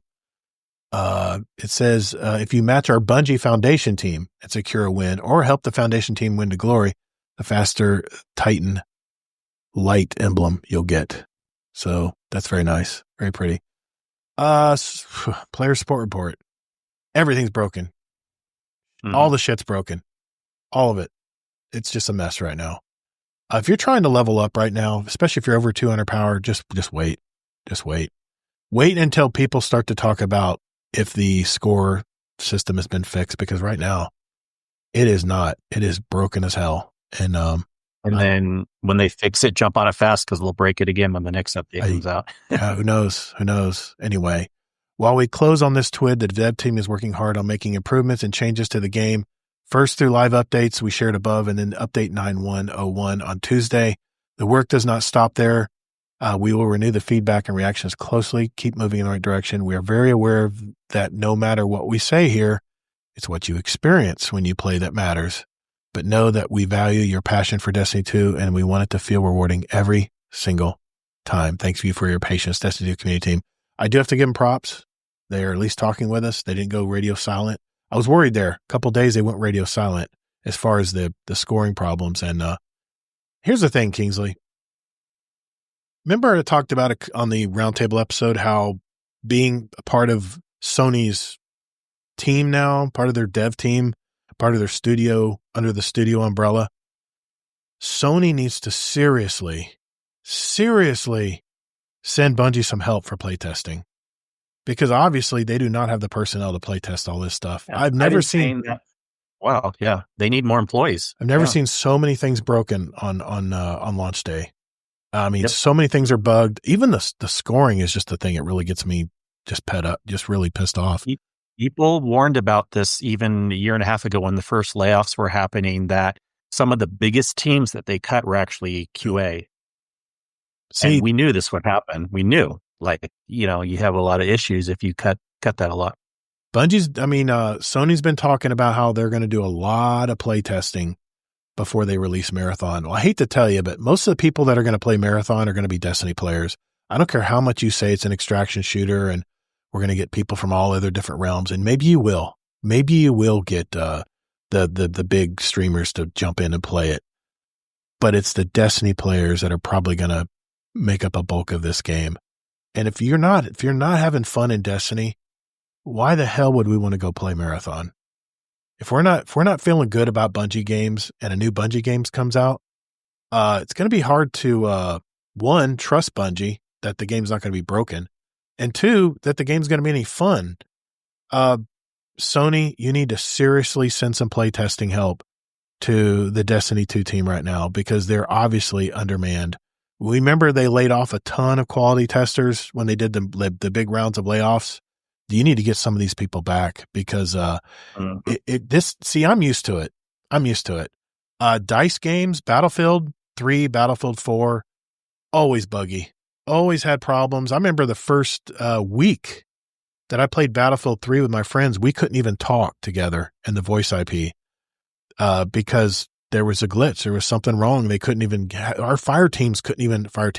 our squads couldn't even talk amongst ourselves. So we were using, I think we were using some weird funky chat site or something to communicate. And it was sucked because we couldn't talk to her. I'm used to bugs. I'm used to bugs in games. But man, the systems, when they fall back and you're having issues with scoring and trying to level up and trying to get get from 400 to 500 even, I thought it would be +3s and easily. I thought they would readjust the scoring in the portal and it'd be taking a step back, making things a little easier to get from 4 to 500. Man, I just, like I said, it's just so crazy right now. And they mentioned that they're working on it. So I'll mention something next week if that is the case. But so far I'm just not really happy. So I think that's been abundantly clear this show. I don't want to be negative. I don't want it to be a total downer show. I mean, because we have a lot of awesome Destiny players out there who love this game like I do. And it's just in a weird spot this week. Again, I'll say this a million times. People don't get to say what your intentions are. You don't have to say negative. You can just say realistic, whatever you're feeling right now, Yep. If we start saying we can't say our opinions because they're negative, then we're in a scary spot. So negative is only if you're saying it repetitive 5 times in a row and sounding whiny, But yeah. The one good thing that's come out of all this is I'm going to have zero FOMO when I play Borderlands 4. I'm going to have zero FOMO because I know what I'm up against going back to play Destiny 2. And I'm not going to be worrying about Destiny while I'm playing Borderlands 4, at least for now. So I'm going to have fun in Borderlands 4. I know they've increased and listened to their fan base and have changed all their systems. And I haven't ordered it yet, but I'm definitely probably going to play it this weekend. So anyway, all right, let's finally go to any questions we have for the show. We'll do that right after this.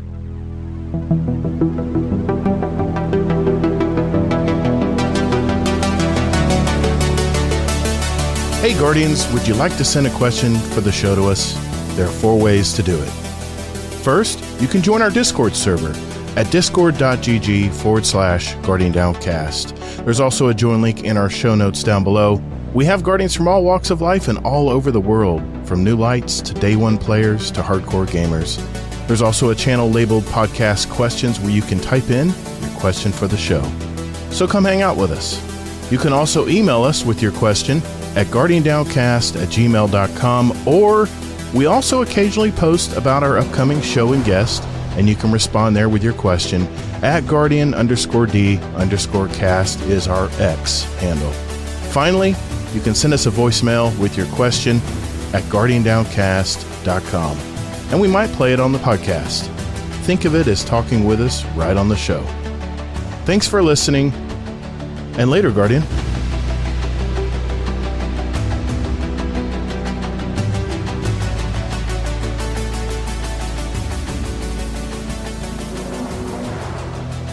All right, boys and girls, this is the part of the show where we get our questions from you guys, and it's been a light week.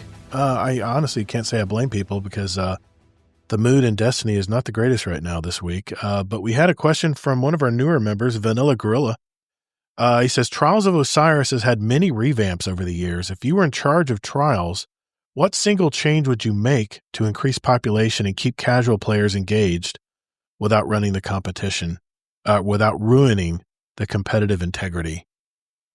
Well, I'll answer first, Kingsley. For me, the cheaters are really just running rampant, especially if you're playing on PC right now. And I know there's modded controllers and all kinds of issues we have to deal with, net limiting and stuff on consoles as well. But every time I get shot in Trials now, like really like one shot, I'm always thinking, was that skill? Or did someone have an aimbot? Someone have an aimbot controller? Which was it? You know, and we have no theater system. We have no way of playing it back. So we don't know. We don't know if that was a cheater that shot me or what. And maybe I shouldn't worry about it, but I tend to compare my skill by who I'm playing against. And if there's one thing, cheaters obviously be the first thing. The one thing I would do if I was in charge of Trials, it's an in-game PvP game. So it has to be competitive. You know, people play Trials because it's competitive.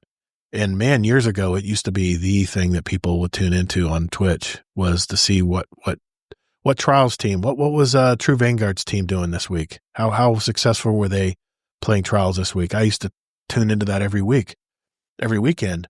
I would just say the biggest thing they can do in Trials, because it's in game, just like raids and dungeons are in game, you got to shower the loot. And I think they're doing that to some degree because every match you have a possible chance of getting a weapon or a real high level resource to drop for you. So for that reason, I think we're doing good there. At least we're doing better. But I think that you got to reward people for their time, even if they're having a bad weekend and not going to the lighthouse. Even if you don't go to the lighthouse, you should have a ton of loot by the end of the weekend when you're playing. What about you, Kingsley? I know you don't play a ton of Trials, but if you were in charge, what would you do? Yeah. Well, I feel like they can't do anything because they already made that big change, 6 months or a year ago, where they did do a lot of things for the casual players. Because this specific question was increased population in casual players. Yep. So, and they did the change where you don't have to get the 7 wins to go to the lighthouse. They did all these changes. You can get loot. You can get a lot more loot than you could before. Maybe not the raining thing you're saying, but it was still a lot better than it was. Yep. So, and even with that, it didn't matter. You know why? Because really the only thing that can solve this is you got to get the population up in general. It's a chicken and an egg scenario. And unless you can get the population up in general on the PvE side, there won't also be enough players on the PvP side to play the game of Trials. And the smaller the population you have, the more cheaters is an issue. If you have a large population, you don't run into the cheaters as often. The thing is too is, I'm just being honest here, Vanilla Gorilla. Bungie has forgotten about the Crucible player long ago. They took all these maps away when they did the big giant sunset. They haven't added any maps in a long time. We had that 3-pack map, I think, a year and a half ago, maybe. Used to be with every Destiny DLC, there would be at least a couple new Crucible maps. But I don't know where the Crucible team is. I guess they all went to Marathon. That's all I can figure. But, they have no really nothing new map-wise in Crucible, whether it's Trials or regular Control or whatever. There's no new maps. And you're playing the same old stuff all the time, which brings me back to my Call of Duty days. And we get burnt out playing Call of Duty over and over on the same maps forever. And eventually you just find something else to play. That being said, I still love playing Crucible. I still love the competitive nature of Crucible. The fact that the way the radar system is, that it attracts players to fight instead of Call of Duty where people camp in corners and shoot you in the back when you run by because there's no radar to worry about, them hiding there. But yeah, I agree. Kingsley nailed it. You got to increase the player base. And if you're not adding anything to Crucible, why should players play more Crucible? They've had a couple of decent drops. I like the rocket sidearm that they have this Ash and Iron drop. That's a plus. But the problem is, who uses rocket sidearms in Crucible? I mean, they generally haven't been very competitive versus a really good rolled hand cannon or something. So anyway, sorry, I'm just in a kind of a negative mood tonight. Don't mean to be. I always try to be positive when it comes to Destiny. We have a question. Oh, Vanilla Grill actually asked a question in our Twitch chat. He goes, pick any raid encounter in Destiny 2 and explain how you would redesign one mechanic to make it both more challenging and more rewarding without making it artificially difficult. This is probably more up your alley, Kingsley. Yeah, but I don't know if I can come up with an answer that quick, though. You have to think on that one. Let me see. I'll go with Vault because I think all the encounters in Vault are pretty lame and easy, so that'll be an easy one to make challenging. I played it enough times.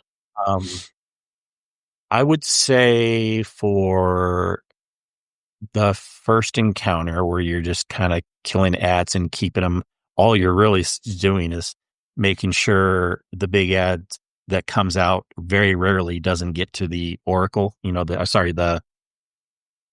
they're called oracles too, but the hole you're trying to defend. Right. Yeah. They're not the oracles that appear, but the conflicts thing or whatever that they sacrifice to. Yeah. How you can make that more interesting is maybe have a system where the ads move a lot faster and the base towers rotate around the arena. So we're like running around chasing things and it feels a lot more fluid than right now. We're just kind of standing there bored out of our minds, shooting ads as soon as they spawn in because we know where their spawn points will be. Super easy. Yeah. I like that idea. I'm not a go ahead. Sorry, one thing real quick too, because again, this comes back to, I don't know why, probably because it's the engine. Usually I'm more confident. This one I'm not as confident about. I bet Bungie could actually add this, but they don't do things like other games like Division, Diablo, all these games where like you just kill a yellow bar in the raid and you get an amazing drop. I mean, sure, you can get an exotic occasionally, but I'm talking about you get an amazing normal drop, like an actual raid loot or something. Imagine if randomly just playing the raid and we're running around, we're chasing these characters and we killed the last yellow bar really quick and then it drops some really good loot. That'd be so fun. That would be. Yeah. I've said it before. Bungie has so many assets from the original game and in what they sunset. And the thing about Destiny 2 is you play something, you play the missions, and then they're gone. There's no replayability. I mean, I think they have so much they can draw from there as far as getting ideas or whatnot. But you're more skilled at answering that question than I am. PvP is where I'm at if it comes to asking a question like that. I believe they all have an aimbot. Yeah, I hear you, man. I hear you, Vanilla Gorilla. All right, for our question of the week, I asked the question, after seeing the sneak peek at Renegades, what are your impressions? A, I liked it. B, loved it. C, meh. Or D, not a fan. 61% said they liked it. 23% said they loved it. 7% said meh. And 7% said not a fan.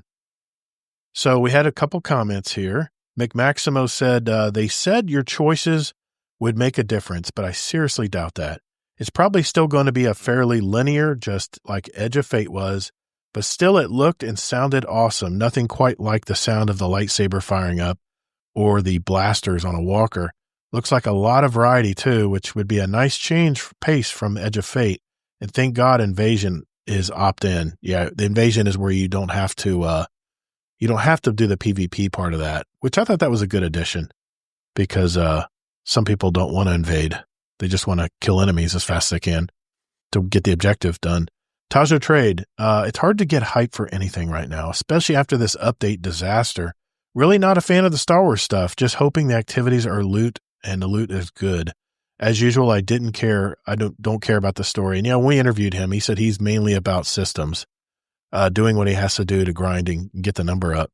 And he said he's not really one to play the story, which, hey, everybody's different. Zombie Pops, they make great hype videos. I just hope that delivers as much fun as it looks. Yeah, I agree. And then finally, Amazing Taco King, our one of our raid boss patrons, said, the syndicates seem like they're reintroducing city faction rallies back into the game, but with Invasion as the main game mode to earn reputation and sabotage the other factions, not quite the open world PvP I was hoping for, but the potential factions coming back sounds great. I totally agree with that. I love the factions. When they got rid of the faction wars and stuff, I was kind of bummed because I really enjoyed that. You had to take sides. Well, I hope they do that part well. Rewind back to what I said about how syndicates work in Star Wars Outlaws. It may not be something everyone likes, but hopefully it'll be good. Yeah, I hear you, man. I hear you. I agree. I understand where you're coming from there. Yeah, Deadpool and Merc. I know it's okay to speak my mind. I'm usually the optimist when it comes to Destiny, but after this week, man, it's just hard to be positive about this. It's hard to be positive this week. It's been a real down week. And I'm not really pissed. I'm just confused. What Bungie expected us to enjoy with this Ash and Iron update, other than a new reward track, which I do like. I'm not saying I don't like the reward track, but like I said, you're supposed to like the new Eververse. Man, the Eververse is nice. Maybe anyway, I'm gonna get down to that road.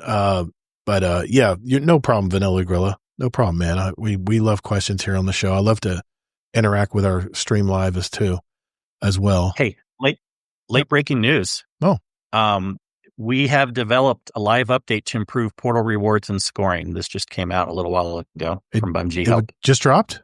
Live update? They say you may need to sign out and sign back in for changes to take. It's a live update.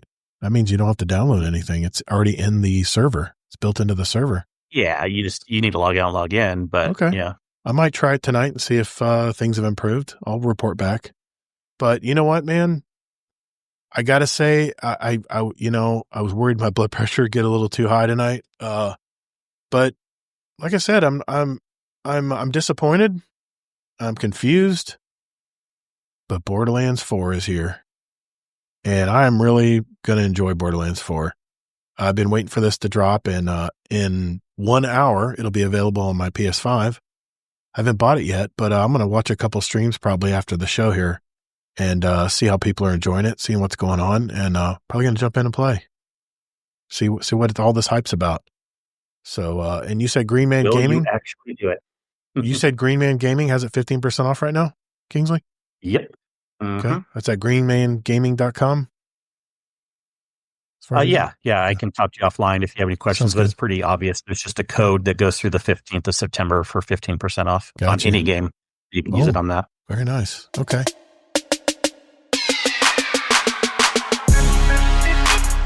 Hey everyone, as I take my mandatory bathroom break, I'd like to thank our Patreon community for giving back and continue to help out a listener-supported podcast like this one. If you've received any value for today's episode and want to give back, check out guardiandowncast.com and select the Patreon button to learn more about it. Now let's return to the conversation. And yes, I did wash my hands. Later, Guardian.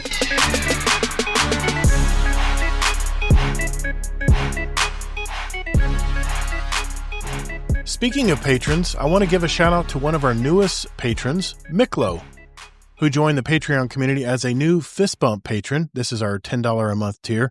Thank you, sir, and enjoy all the extra content. It might take you a while, as there's over 3 years of it now with bonus Patreon video and audio episodes and my latest Patreon video on how I edit and create the Guardian Downcast show.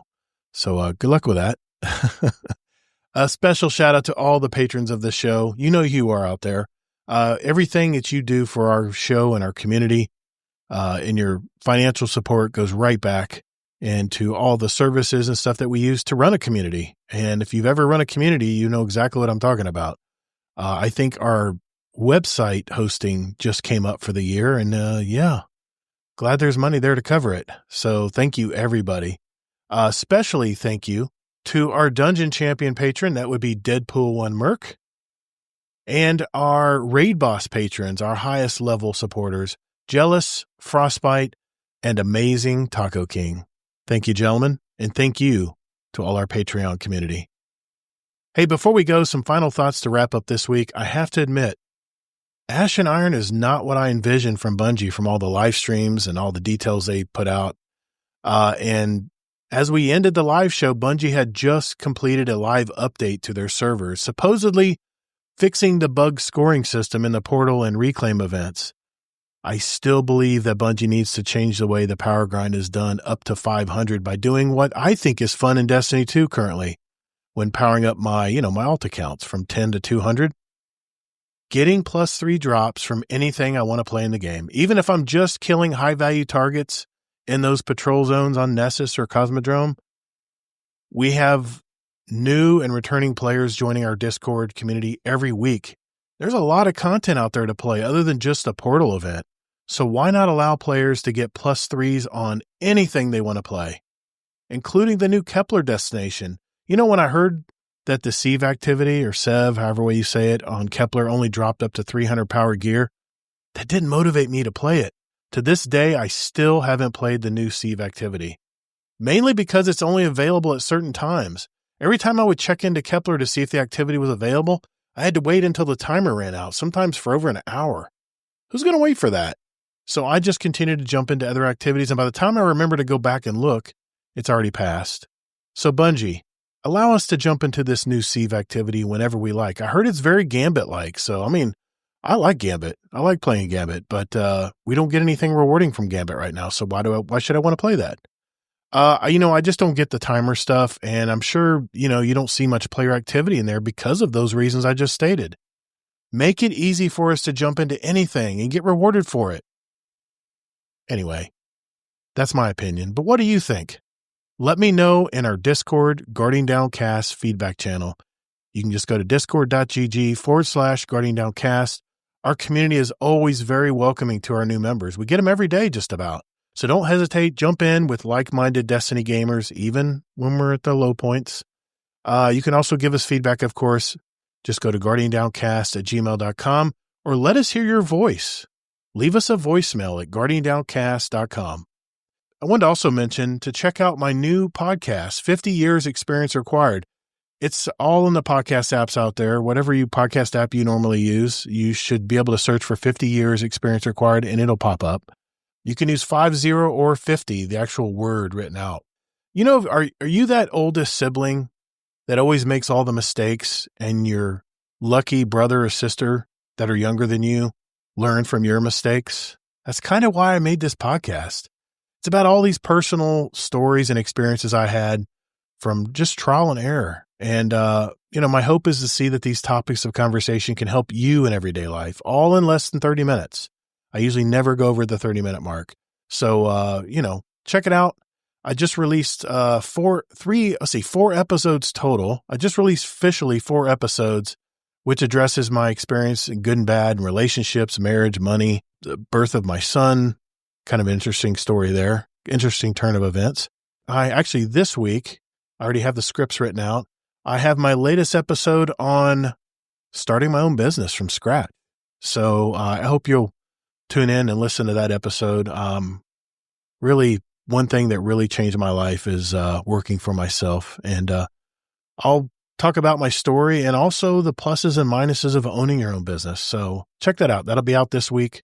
Kingsley and I will return next week on Guardian Downcast with another live episode.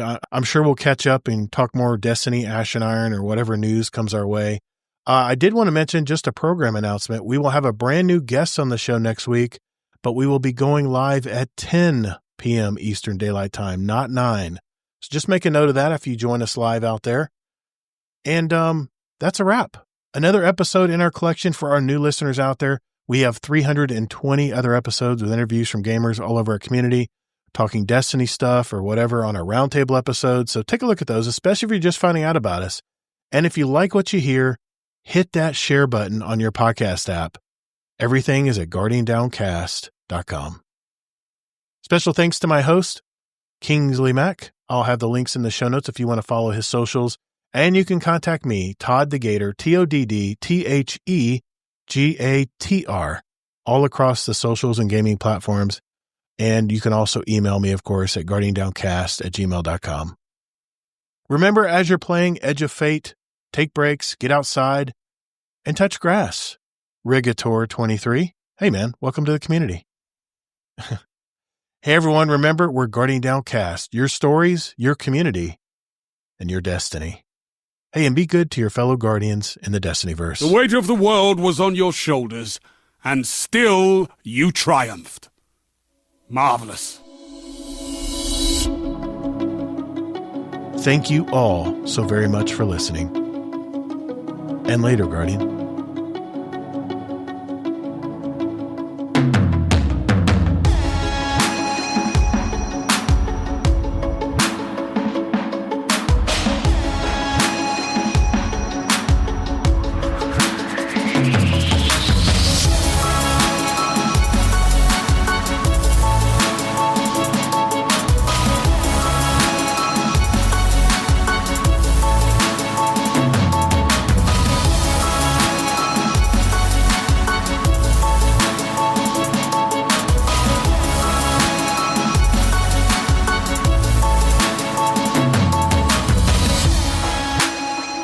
Well, that's it, guys. That's our show this week. Am I forgetting anything, Kingsley? Are we good? I think we're great. Yeah, I can't think of anything else to say, but also I would say like the sentiment's pretty similar for everyone, and just because we're not saying positive things doesn't mean there's not still things to look forward to. So it is what it is, and it's a great time to have gaming. Hop in Destiny if you enjoy it. Hop in other games if you enjoy it, and we'll be around to talk about it. Yep, and the live update just dropped in the servers, so if you're logged in right now and floating in space, make sure you log out and relog back in, and it should be live for you right now. And I'll probably jump in and just see if anything's changed. It's just fresh in my mind what I had to go through to just get a +3 at 403. So we'll have to see how that is. So thanks everyone who showed up to the live chat in their Discord and our Twitch channel and in our YouTube channel. That's Todd the Gator, ToddtheGatr. That's how you can reach me in the Discord and online, Twitch, YouTube, X, all those places. That's where you can find me. And Kingsley, just to remind everybody, how can they find you, sir? Yeah, just I am listed as Kingsleymac in the Discord, so feel free and message me at any point. Even if you have a question, you can DM me. No worries. My DMs are open. Scarlet, play Hollow Knight 2, Todd. Could be a fun. I looked at it. I don't think you're gonna like Hollow Knight. No. Well, we'll talk. I'm sorry, Scarlet. Yes, you should try it, but I've played a lot of side scrollers, man. I just don't know.